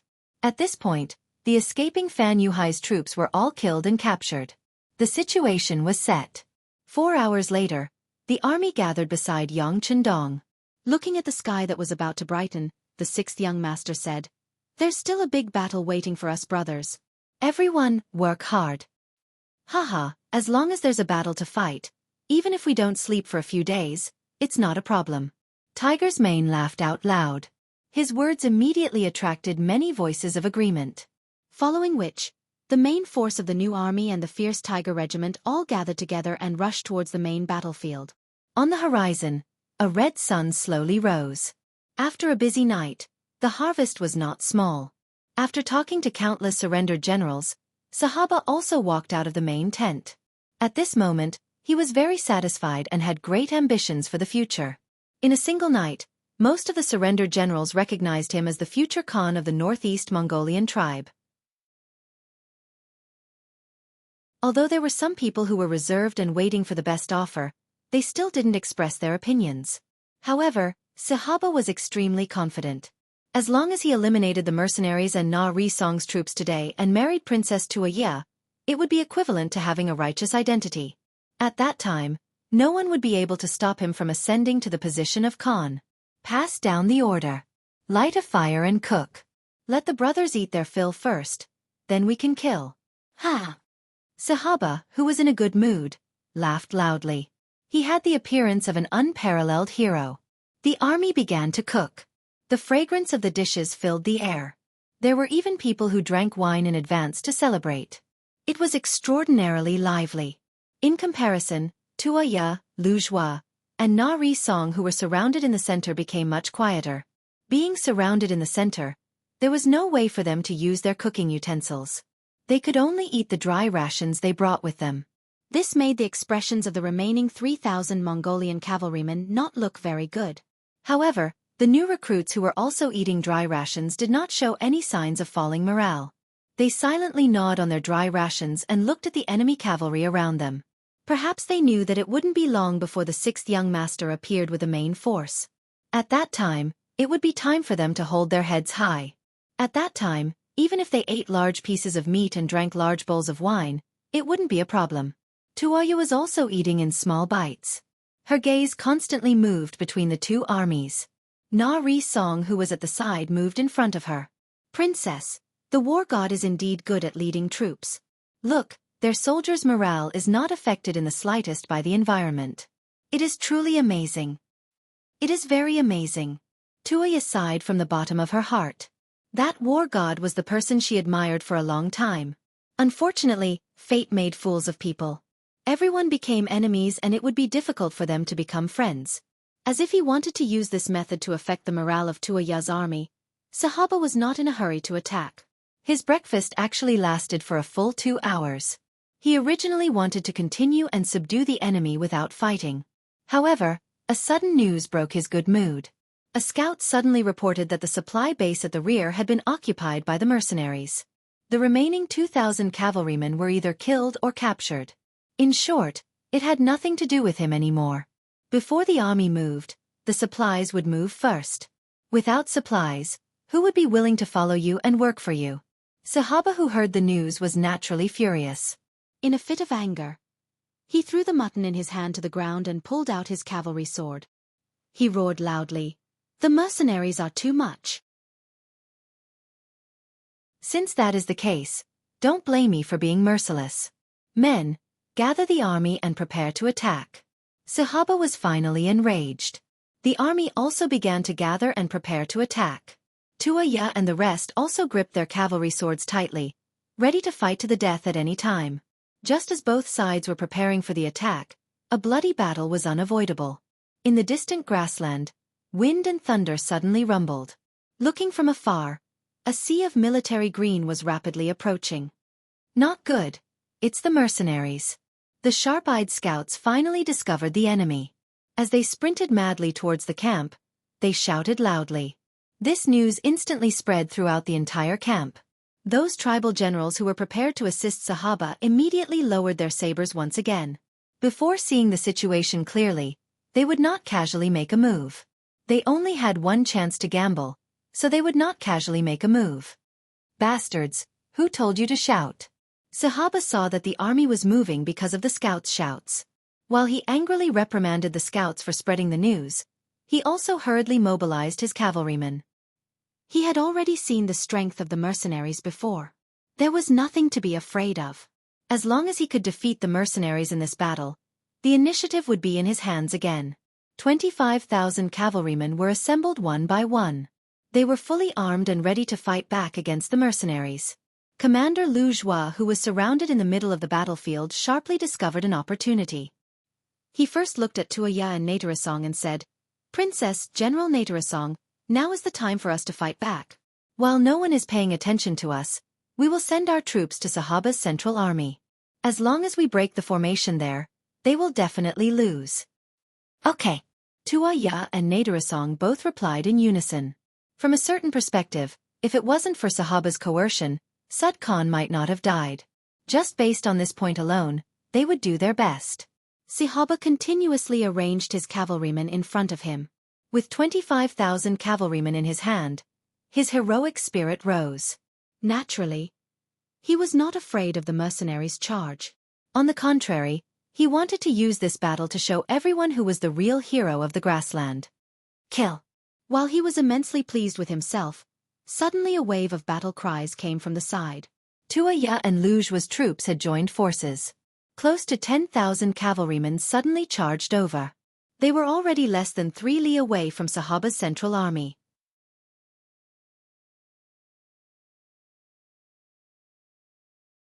Chapter 873. Quick! Stop them! Stop them! Seeing this sudden attack, Sahaba turned pale with fright.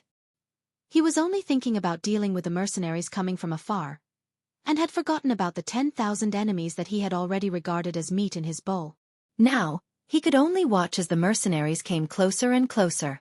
Along the way, the cavalrymen who had surrendered to him last night actually did not stop them. Instead, they took the initiative to open up a path. They were clearly here to watch the show. Knowing that he had miscalculated, Sahaba was shocked. At the same time, he hurriedly moved the army to block Tuaya's troops. This time, he had made another bad move. Originally, the main army's cavalrymen had already been arranged. With the advantage in numbers, even if the mercenaries rushed over, it would be impossible for them to break through the defensive line in a short period of time. However, with this move, the front army's formation was thrown into chaos, giving the attacking mercenaries an opportunity to attack. The commander of the new Tatar division, Su He, who was charging at the front, seized this opportunity and launched a continuous and fierce attack with the tip of the arrows. He had never seen such a formation before, and had no experience in dealing with it. In addition, the front army was originally on the move. In the chaos, they were forced to retreat again and again. The cavalry formation formed by more than 12,000 men was thrown into chaos and even collapsed. The cavalrymen in the front began to lose. Tuaya and the others from the side also charged forward. The distance between the two sides was less than a li. Moreover, from the looks of it, No one could stop the enemy's charge. When the situation was far from good, Sahaba made an even more foolish decision. He turned around and fled. For the sake of preserving his own life, he completely disregarded the 20,000 plus soldiers and 20,000 surrendered soldiers. He turned around and left the battlefield with only a few dozen of his personal guards. With the protection of the arrow-tip formation, Division Commander Su, he quickly broke through the formation and rushed to the front. He saw the scene of someone fleeing. At this moment, General Nari Song's shout rang out. Sahaba has already fled. Who are the rest of you still fighting for? Why don't you dismount and surrender?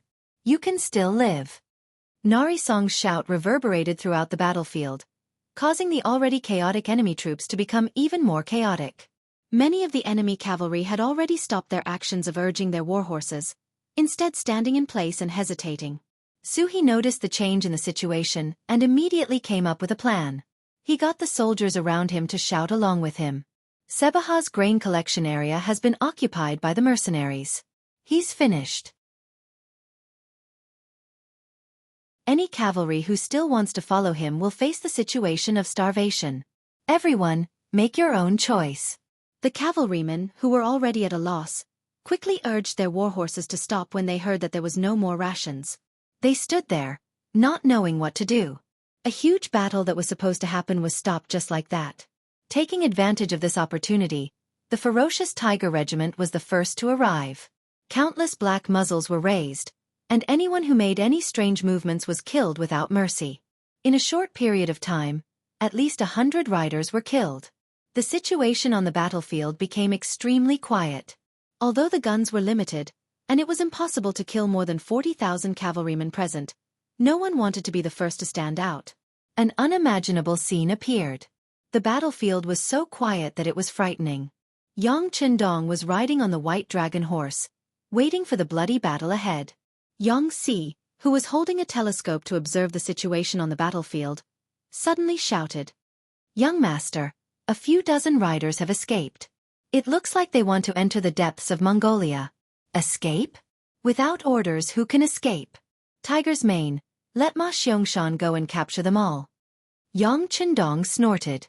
If too many enemies escaped, reaching tens of thousands, he would be unable to do anything. But only a few dozen riders escaped. That was absolutely not allowed. Ma Xiangshan's light cavalry once again jumped into the formation and chased after the escaping Sahaba. Yang Qindong did not pay attention to this small matter. Instead, he looked at the battlefield that suddenly became quiet and frowned. Then he said with relief, "It looks like the situation on the battlefield is better than we expected. Haha, since that is the case, let's set out and meet these grassland heroes." The situation of this battle far exceeded Yang Qindong's expectations. It was originally a bloody battle, and Yang Qindong was even prepared to lose 2 of his forces. Only when he arrived on the battlefield did he realize that the situation was far better than he expected. Pass down the order. Before Sahaba is captured, no one is to act rashly. Otherwise, the war god's guns will not have eyes. Knowing that at this moment, he had to use a thunderous and forceful method to intimidate everyone, Yang Qindong immediately said without any trace of politeness. He left behind some to pacify everyone. He also made it clear that as long as they did not act rashly, no matter what the final result was, the mercenaries would not act against them. This was the war god's promise. After doing all this, he walked to Tuya's side. "Princess, if you trust my character, can you come with me over there to talk?" Seeing Yang Qindong again, and not the person who lazily sunbathed by the stream, Tuya's heart could be said to be filled with all sorts of emotions. "Okay, I trust the war god's character. Please lead the way." Na Risong was not at ease with the princess's safety. He brought a dozen elite soldiers to follow behind Yang Qindong, and came to the new army reconnaissance camp 2 li away. There were already several large tents set up here. Seeing Yang Qindong come, Battalion Commander Ding Shan came early to greet him. "Battalion Commander Ding, bring Fan Yuhai and his brothers over," Yang Qindong said, then smiled at the shocked Tuoya and gestured for her to come over. Fan Yuhai was captured by the war god? Tuoya only came back to her senses after a long while, her face full of disbelief. "That's right, it was also my luck." He just happened to run into me when he was escaping, so I took care of him in passing. To tell the truth, although I was enemies with Kaghan Suda before, I also respected the Kaghan's character. Even if there were casualties in a battle, it was inevitable. However, a despicable person like Fan Yuhai, who used house arrest and threats, was truly shameful. For such a despicable person, I would be more than happy to kill him. However, considering that the princess might hate him even more, I resisted the urge to act and let him stay. Now that he is there, if you want to kill him or cut him up, the princess can do whatever you want. Yang Chendong spoke righteously. At this moment, his body was shining brightly, as if it could make people forget that the reason Fan Yuhai had placed Suda under house arrest was because he had sent people to behead him. Speaking of which, Yang Chendong really didn't need to feel guilty. As an enemy on the battlefield, it was always either you die or I die. Not to mention, it was basically Kaghan Suda who had provoked him several times. He had only retaliated normally and suffered a gunshot wound. That was because his skills weren't as good as Kaghan Suda, so he couldn't blame Yang Chendong. Tuoya also knew this, so in her heart, she had never blamed Yang Chendong. Now that she heard that he had brought her father's murderer to her, she immediately bowed and said gratefully, "Thank you, War God. Since that's the case, I want to kill this person, can I?" "Of course, I just said, if you want to kill or cut him up, please do so." Yang Chendong nodded without hesitation.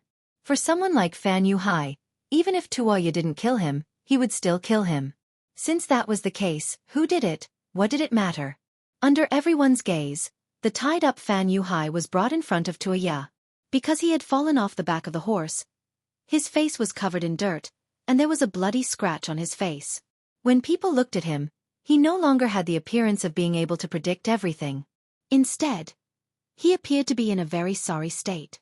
Fan Yuhai, who was brought out by two mercenaries, raised his head and saw Tuoya walking towards him with a curved horse. His usually calm face finally revealed a look of fear. He, who had been silent all this time, finally shouted at this moment, "Duke of Loyalty, you can't do this to me. I'm very smart, and you know my ability. How about this, let me go, and I'll be willing to serve you forever." From the moment he was captured until now, Fan Yuhai had been very calm. It was all because he was confident in his ability. Just like when he appeared in front of Kaghan Suda knew that he was ambitious, but still put him in an important position. In the end, this was the personality of the strong. They always believed that they could control everything, that they were the most powerful people in the world, that there was nothing they couldn't solve. Because of this, Fan Yuhai believed that Yang Chendong wouldn't kill him. Instead, he might put him in an important position.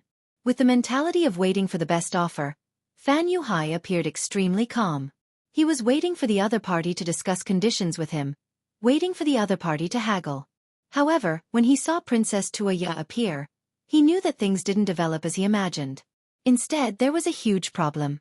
Although he didn't know where the problem came from, he thought that he would definitely be useful. As long as he lowered his head, Yang Chendong shouldn't do anything to him. At this moment, Fan Yuhai no longer had the demeanor of a famous general. Perhaps he knew that if he didn't work hard, he might lose his life.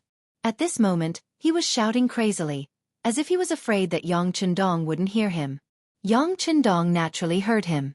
At this moment, he was standing beside Lu Duo and the other cavalrymen who had followed Fan Yuhai for many years. He then looked at these cavalrymen with a tone that carried hidden ridicule, saying, "All of you, listen carefully. This is the general you've always been loyal to. This is the leader who is omnipotent and omniscient in your eyes. Humph.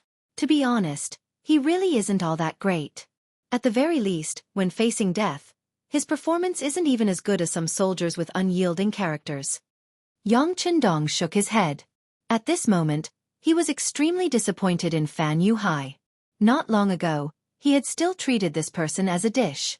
However, everything that happened now proved that he had indeed overestimated this opponent. At the very least, when facing death, Fan Yuhai didn't display the backbone that he should have. So what if this kind of person was capable? There would still be a day when he would betray him out of fear of death.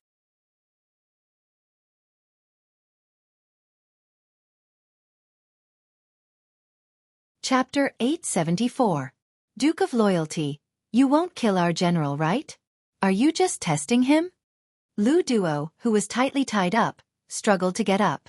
Even though there were two mercenaries who wanted to hold him down, he still managed to break free from their obstruction and jump toward Yang Chendong while shouting, "I know you. You're called Lu Duo, and you can be considered a fierce general. To be honest, a person like you following Fan Yuhai is like casting pearls before swine. Your general has angered me time and time again, so he must be killed. It's useless for anyone to plead for mercy. On the other hand, if you want to live, you can loudly beg for mercy. Perhaps I will give you a way out." Yang Chendong, who was already far away, suddenly stopped and then turned around to look at Lu Duo. After saying this, Yang Chendong did not wait for Lu Duo to reply. He had already turned around and walked toward Fan Yuhai, who was kneeling and begging for mercy. At this moment, Tuoya was already prepared to raise her blade. However, she felt that someone was walking toward her from behind. She habitually turned around, and when she saw who it was, she frowned and asked, "What? War God, are you going back on your words? What a joke. I already said that you can punish this person however you want. Even if you let him go now, I won't say no. You can do whatever you want." Yang Chendong shook his head and then walked past the kneeling Fan Yuhai. This person was indeed capable, but unfortunately, his character was too bad. Moreover, he was born with a rebellious nature. He would definitely not put this kind of person in an important position.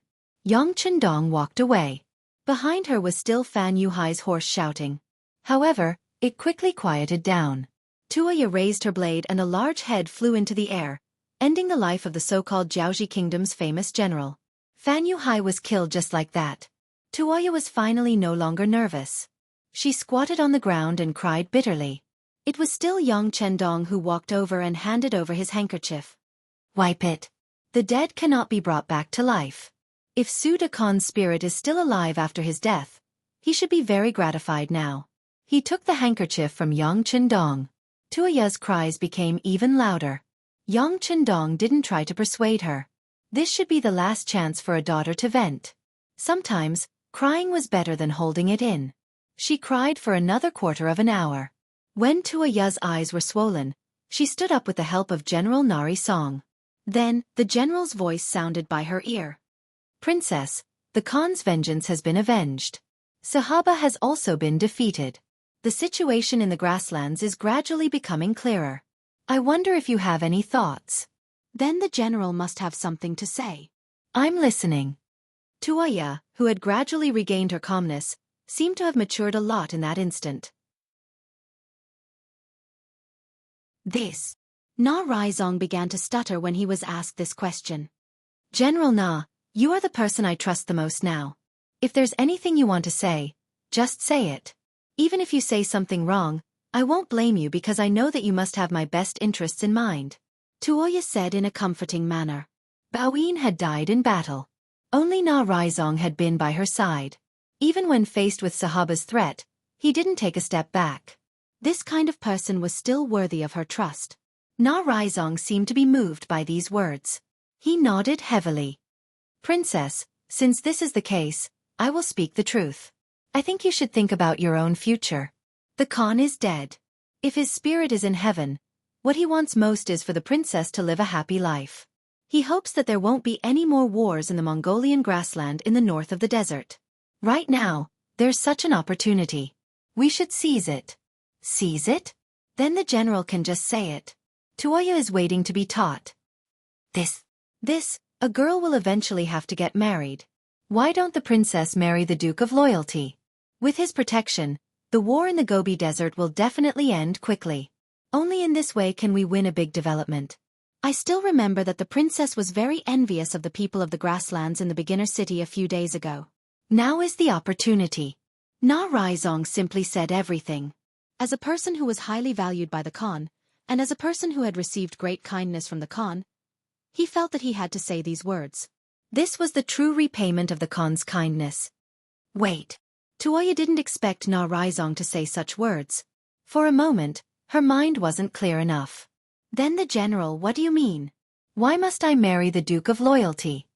From the bottom of her heart, Tuoya didn't dislike Yang Chendong. Even if they were enemies, it was also because of the situation at that time. Not only that, She also liked Yang Chendong in her heart. However, because of her identity, she had been suppressing this feeling in the bottom of her heart. Now that Na Raizong suddenly pointed it out and even promised to be righteous, she didn't understand why it would be beneficial to the entire Gobi Desert once she followed the war god. Na Raizong made use of this opportunity to speak his mind. Princess, we all know the combat power of the mercenaries. If we were to fight with them, what do you think the chances of winning are? I'm afraid it's not even 50%. If we don't handle it well, the Gobi Desert Mongol branch will no longer exist in the grasslands. If we are not friends, we are enemies. For the sake of the people of the grassland tribes, we should also join forces with the mercenaries. The best way to join forces is through marriage. This way, we can ensure everyone's safety. Although this is a little unfair to the princess, but from now on, the people of the grasslands will definitely be grateful to you. Moreover, the Khan also had such thoughts and wishes before he died, so even the dead Khan had such thoughts. I need to think about it.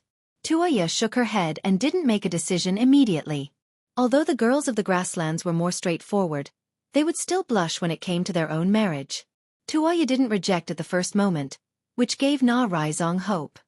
Okay, since that's the case, I'll go and talk to the war god. Princess, please wait for the good news.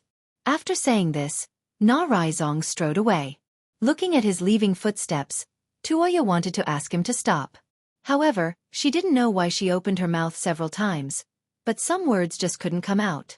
Yang Chendong had already walked into the main tent. He was waiting for Tuoya to thank him, and at the same time, he wanted to tell her about the situation in the grasslands. Since the mercenaries were here and there was such an opportunity, it would be a great loss if he didn't get some benefits. According to his idea, this time, he had to reach an agreement with Tuoya. In the future, the mercenaries would own the area east of the Inma River, and they wouldn't be allowed to cross the border. In this way, the crisis in the west of the beginning city would be completely resolved, and he would be free to do more things. After waiting for a long time, Tuoya didn't appear, but Na Raizong came to visit. He thought that maybe she was too sad, so this matter was the same as what Na Raizong said. He sat down and said to Xianxia, "Please invite Na Raizong." Na Raizong strode in and came in front of Yang Chendong. He first bowed to him with Mongolian etiquette, then raised his head to look at Yang Chendong and said loudly, "War god, our princess has decided to marry you. This is the best way for us to unite. What do you think?" Yang Chendong, who was drinking tea, spat out the tea in his mouth. Fortunately, the two of them were 5 meters apart, so he didn't have to worry about the tea splashing on others. However, Yang Chendong, who spat out the tea, was still frightened. He ignored his gaffe and asked, "General Na, what did you say just now? Can you say it again?" Yang Chendong couldn't be blamed for losing his composure. This was too different from what he had imagined. "War god, I said that in order for us to unite better, if you can marry our princess, many people will be happy to see it. What do you think?" Na Raizong didn't show any anger because of Yang Chendong's loss of composure. On the contrary, he was very happy. Just from this behavior alone, this war god did not have any malicious intentions towards the princess, unlike the dead Fan Yuhai and the escaped Sahaba who both wanted to take the princess for themselves and make use of her. This time, Yang Chendong really heard it clearly, but he didn't answer immediately. Instead, he fell into deep thought. With the death of Sud Khan, the only person left with the golden bloodline was Tuoya. Perhaps this bloodline was nothing in his eyes, but in the entire Gobi Mongol tribe, she enjoyed a very high status. It wasn't an exaggeration to say that whoever had Tuoya's support would have the orthodox status. At that time, anyone who dared to provoke them would be regarded as a rebellion. From this point of view, if he could take Tuoya as his wife, there would be a lot of benefits. Moreover, this girl was indeed very beautiful, especially her big breasts which were very majestic. However, Yang Chendong had to admit this fact. Not only did he get a beauty, but he also had enough ingredients to stand on the table. Just from this point of view, marrying Tuoya would only bring him more harm than good. Many people had pursued such a thing, but they couldn't. Now, this big pie was thrown in front of Yang Chendong. It was impossible to say that he wasn't moved at all. In the end, it wasn't about the beauty, but it would be very helpful to his future career. Wasn't the reason why Yang Chendong captured Fan Yuhai and sent him to Tuoya to be dealt with? It was also for the safety of the west side of the beginning city. Once he married this girl, the situation in the west side would be stable. This would play a great role in promoting the development of Xianxia's forces in the grassland. In fact, this move could save a lot of time and a lot of manpower. There were too many benefits, and it was impossible to refuse. Yang Qindong quickly made a decision in his heart. When he looked at Na Raizong, his expression became much more serious. Princess Tuoya is a good girl. It's naturally a blessing to be favored by her. But when Na Raizong heard Yang Qindong's words, a smile appeared on his face. He rushed over because he believed that Yang Qindong would agree with his idea. After all, this was a great thing. However, when he heard the word, but, he was still stunned. He was a little puzzled. Could it be that this war god would disagree?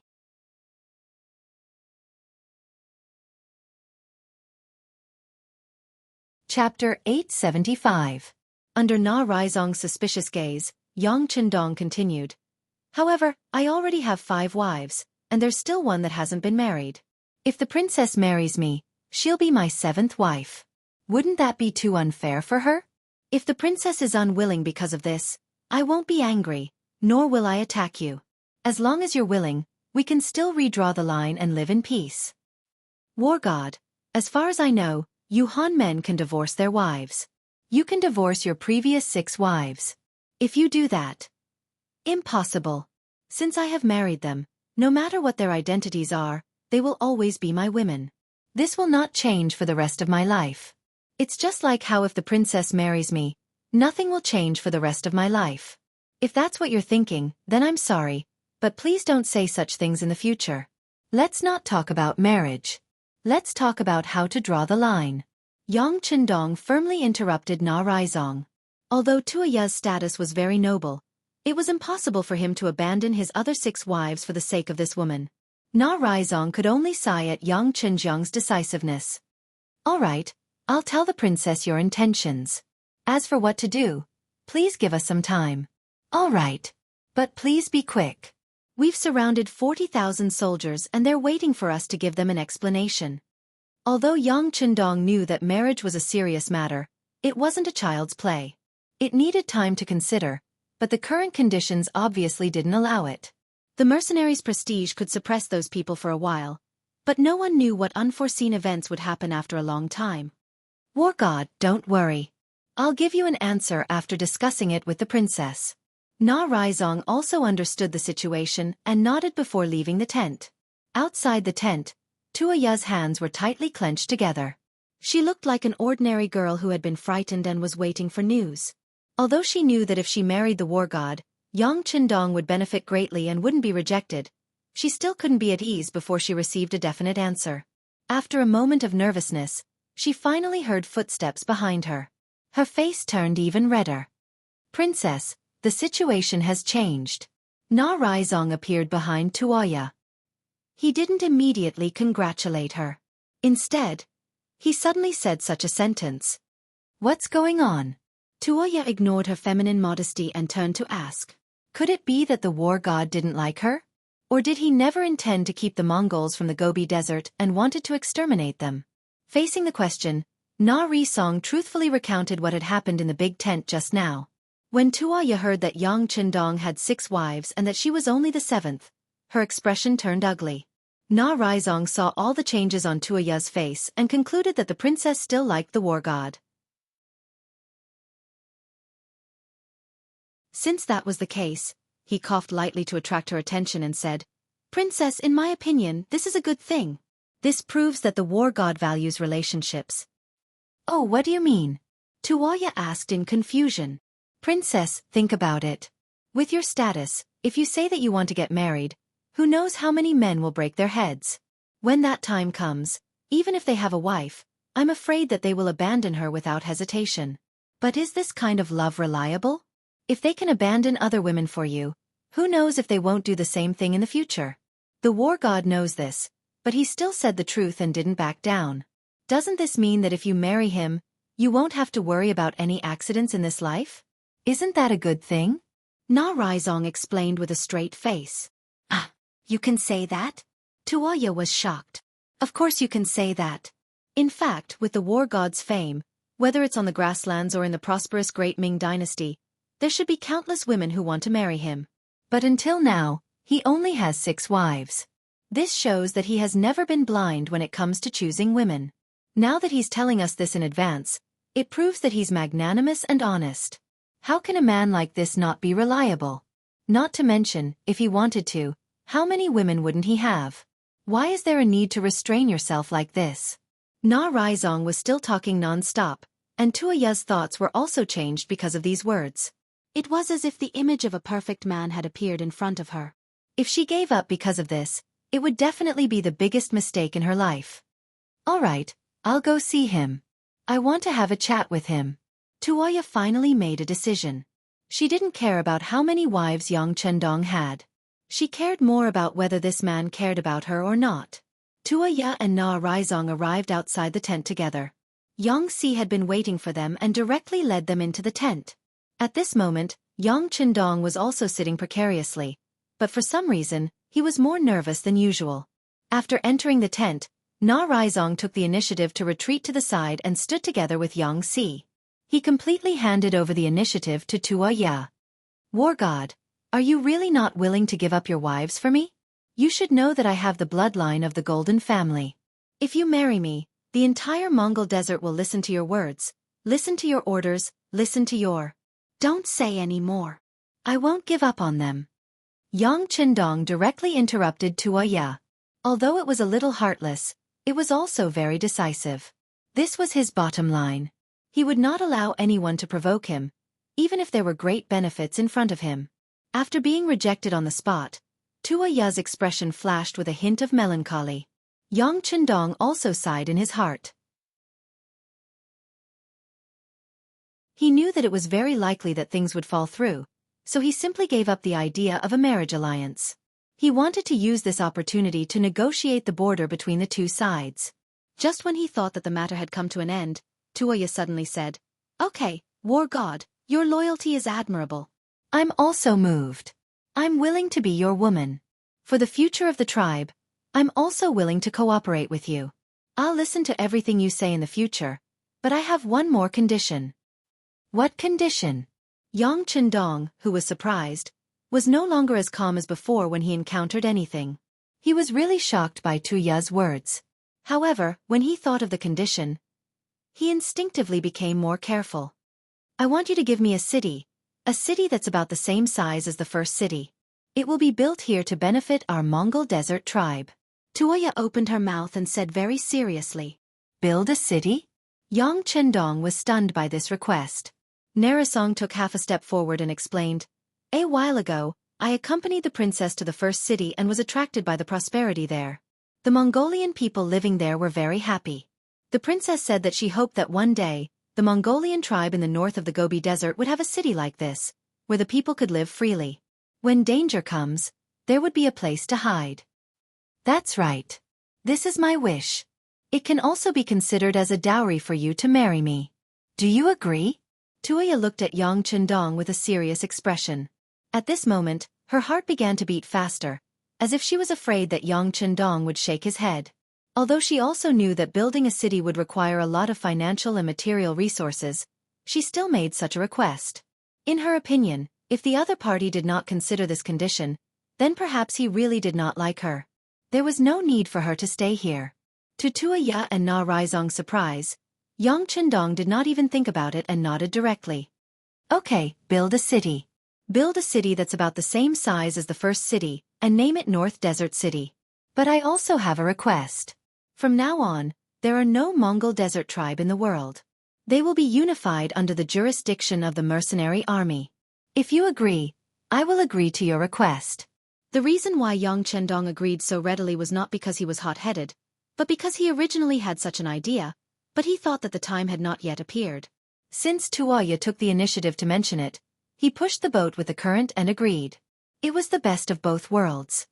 Okay, I agree. Tuoya was also straightforward. Knowing that her father was gone, if no one had the courage to stand up now, the entire Mongol desert tribe would be in a state of disunity. It was only a matter of time before they would be conquered. Since that was the case, it was better to give it to the mercenary army. At least they could protect their own people with their strength. Things went unexpectedly smoothly. Yang Chendong and Tuoya were also unexpectedly generous. The matter was settled. Next, Yang Chendong walked down from the chair and reached out to hold the hand of Tuoya, who was blushing. The two of them walked toward the place where the tribal leaders were still waiting for the news. It had been more than 2 hours since Tuoya had left, and these small leaders were already somewhat impatient. However, when they considered the fact that the nearby area was full of well-organized and murderous mercenaries, they had no choice but to suppress their temper. When there was finally a result, when they saw that Yang Chendong, who was known as the god of war, and Princess Tuoya were actually holding hands, many people's eyes began to widen infinitely. They really did not understand. How did things become like this after such a short time? How did this magic trick change? Princess Tuoya did not let everyone wait for long.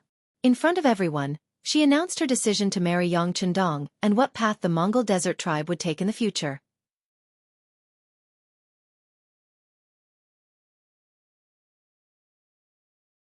Chapter 876. Tuoya was still announcing her decision as a member of the Golden Family. Yang Chendong, who was standing to the side, received the latest news from Xianxia and lightly nodded his head. Bring him in. Tuoya finally finished her speech. Then, her gaze naturally fell on Yang Chendong. Since she had chosen this person to be her husband, of course, he would take the lead from now on. Yang Chendong hugged Tuoya and smiled. Then, he looked at the tribe leaders who were staring at each other in shock and said, "The princess has already made her decision. In a few days, I will take her as my legal wife.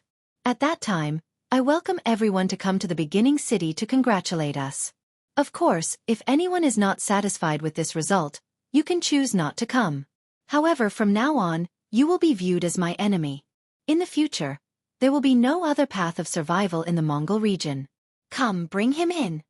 Yang Chendong's threat was still ringing in everyone's ears when the tightly bound Sahaba was dragged in front of everyone by Badao Jiang and Pang Yu. This person, together with Fan Yuhai, forced Khan Sud to death. According to the law, he should be beheaded. Kill him. Yang Chendong merely shouted, and Xianxia, who was standing at the side, had already picked up a demon head blade. Soon after, the blade was raised and a head was chopped off. Sahaba, who had been caught alive by the light cavalry regiment, didn't even have the chance to say a word before he was beheaded on the spot, dying in front of the leaders of the other small tribes. This move of killing the chicken to scare the monkey, or even the monkey to scare the monkey, frightened many people. Originally, they wanted to voice out their objections. Why should the mercenaries occupy this place? Why should the Mongol tribe that had lasted for hundreds of years be swallowed by the mercenaries? However, when they saw Sahaba's death, many people wisely shut their mouths. The situation was stronger than the person. Now that the mercenaries belonged to the side of the general situation and had the support of Princess Tuoya, who could be his opponent? That's right, in terms of numbers, the Mongol army had 40,000 men, far more than the 20,000 mercenaries. However, there were too many factions among them, and it was impossible for them to be united. Furthermore, everyone was worried that if they jumped out first, they would die miserably and be targeted. Therefore, even though Sahaba had died right in front of them, not a single one of them dared to resist or protest. No one said anything. Yang Chendong's face was like a spring breeze as he said, "All right, since that's the case, I'll take it that you all agree to this decision. In order to express my desire to marry Princess Tuoya, I will soon build a city, North Desert City, at the place where the great battle just took place, Balxian-Tan, the temporary capital built at the end of the Yuan dynasty. At that time, as long as you are friendly with us, you will have the right to live there. At that time, you won't have to suffer alone in the yurt during the winter. Once the war comes, you won't have nowhere to hide." While looking at these Mongol people in front of him, Yang Chendong's lips curled into a smile, continuing, "Of course, building a city requires a lot of silver, and even more so a lot of manpower. Initial estimates suggest that the mercenaries will invest 15 million taels of silver, and the manpower needed will be close to 1 million people. If anyone wishes to work and earn money, feel free to come and sign up. Naturally, the small tribes that are friendly with us will take priority." The originally silent crowd, because of Yang Chendong's words, completely became noisy. Investing 15 million taels of silver, and the manpower needed would be around 1 million people. This was a real benefit. Apart from herding livestock, they also fought. Wasn't the reason for fighting over territory and resources? Now, the opportunity to earn money and change their lives was right in front of them. Not only that, they didn't have to risk their lives on the battlefield. Who wouldn't like such a good thing, and who would dare to reject it? Perhaps some small leader's brain was really muddled. If he rejected it, when he returned to his tribe, he would be drowned in saliva. Enemies weren't eternal, and neither were friends. Only benefits were eternal. At this moment, Yang Chendong's words were effective. The voices of opposition that should have appeared disappeared. On the contrary, everyone now wanted to get closer to Yang Chendong. Even if their status wasn't high enough, being able to have a good relationship with Na Risong and the mercenaries was also a good thing. Whether it was because of their status or because they wanted to increase their prestige, Yang Chendong didn't say anything to the crowd. Instead, he held Tuoya's hand and left, leaving everything to Tiger's Mane, Hebe, and Na Risong. Tuoya was in a good mood. Now the Mongol tribe in Mo Bay needed peace and development, and all these could only be brought by Yang Chendong. As for the Mongol tribe in Mo Bay completely disappearing in the future, Tuoya didn't care anymore. As long as the people lived well, was the name really that important? Originally, they thought there would be a bloody battle, but they didn't expect it to end in such a good way. While the mercenaries admired the sixth young master, the construction of the city, especially the matter of who stayed to preside over the overall situation, became a problem that they needed to consider. Once they decided to stay here to build Mo Bay City, there was no doubt that they wouldn't be qualified to participate in the war for a short time. This was a very uncomfortable thing for the brave warriors. Therefore, when Tiger's Mane and Hebe talked to the senior officers, no one was willing to take the initiative to take this task. For this matter, that night, Tiger's Mane and Hebe had to disturb Yang Chendong, and Tuoya could only reluctantly leave the main tent. The knot in her heart was finally untied.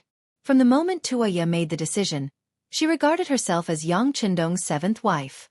Of course, there was the necessary restraint. Before the marriage, she wouldn't be too close to Yang Chendong, but it was always a good thing to stay a little longer. In the big tent, there were only 4 people left. Yang Chendong, Yang Si, Tiger's Mane and Hebe. He casually pointed to the chairs in front of him. "You've all been tired for a day, sit down." After thanking him, Tiger's Mane and Hebe sat down separately. Only Yang Si didn't. Instead, he poured tea for everyone. He was very clear about his position. He was a servant of the Yang family, now, in the future and forever. As long as the master was here, he didn't have the qualification to sit down. "How is it? Those people are still honest, right?" Taking the steaming hot tea from Yang Si, Yang Chendong asked with a smile. "Honest? They can't be any more honest. With such great benefits in front of them, how could they not be honest?" Tiger's Mane chuckled. "Well, it turns out that benefits always come first. This is far more powerful than any powerful force. Of course, wealth also needs enough strength to protect it. By the way, who will stay here next? Have the 2 of you decided?" Yang Chendong chuckled. This was originally within his expectations. With such great benefits, if anyone still objected, then they really had to be kicked in the head by a donkey. At the mention of this issue, the smiles on Tiger's Mane and Hebe's faces disappeared. They had come precisely for this matter.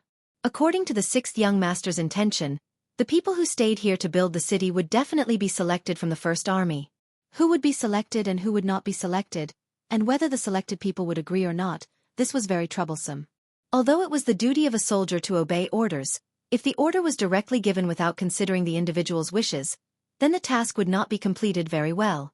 When the time came and it really delayed the important matter, then it would be their fault. "Young master, regarding the selection of people, the deputy commander and I separately talked to the 3 division commanders, but it seems that they don't want to stay." Tiger's Mane knew that he had to speak at this time. Although saying this would more or less make them seem incompetent, but the truth still had to be told. "Oh, there is such a thing." Yang Chendong frowned. He could understand the thoughts of the 3 division commanders. They all wanted to make a contribution and stay in North Desert City. Obviously this wish was not easy to achieve. "Yang Si, go and find the 3 division commanders." Although Yang Chendong could make the decision, He still wanted to see the 3 division commanders before making a decision. Xianxia agreed and left. Yang Qindong looked at Tiger's Mane and Hebe and said, "This is actually not a bad thing. It proves that the officers all want to make a contribution on the battlefield. This is a manifestation of high morale." "Yes, yes." Tiger's Mane and Hebe nodded repeatedly in agreement. After a while, the Independent Division Commander Xian Honghai, the Tatar Division Commander Su He, and the Recruit Division Commander Lu Zhua all came to the main tent. The 3 of them did not have a seat, so they just stood in front of Yang Qindong. The 3 of them stood there with different expressions. Xian Honghai had a conflicted expression. Su He had a straight face and looked up, ignoring everyone's gaze. Even when Yang Qindong's gaze fell on him, he still did not move. Lu Zhua's gaze was somewhat evasive, not daring to look directly at Yang Qindong. Clearly, the 3 of them all knew what they were going to talk about this time. Speaking of which, staying here to build North Desert City was a huge task. At the very least, it was not an ordinary identity that could suppress the situation. In the entire new army, other than the commander and deputy commander, they could only choose from these 3 division commanders. Yang Qindong's gaze carefully wandered over the 3 of them, then he nodded and said, "I think you all know why I, the young master, called you here. Then let's not beat around the bush. One of you 3 needs to stay here to be responsible for the safety of North Desert City. Which one of you is willing to take on this responsibility?" The words were asked by Yang Qindong. No matter how unwilling the 3 of them were in their hearts, they had to answer at this moment. The Tatar Division Commander Su He was the first to speak. "6th Young Master, I do not want to stay. I am more willing to go to war with the 6th Young Master." You're tuning in to the Wisdom Diary YouTube channel. Don't forget to subscribe and join us on this journey to catch the most captivating stories.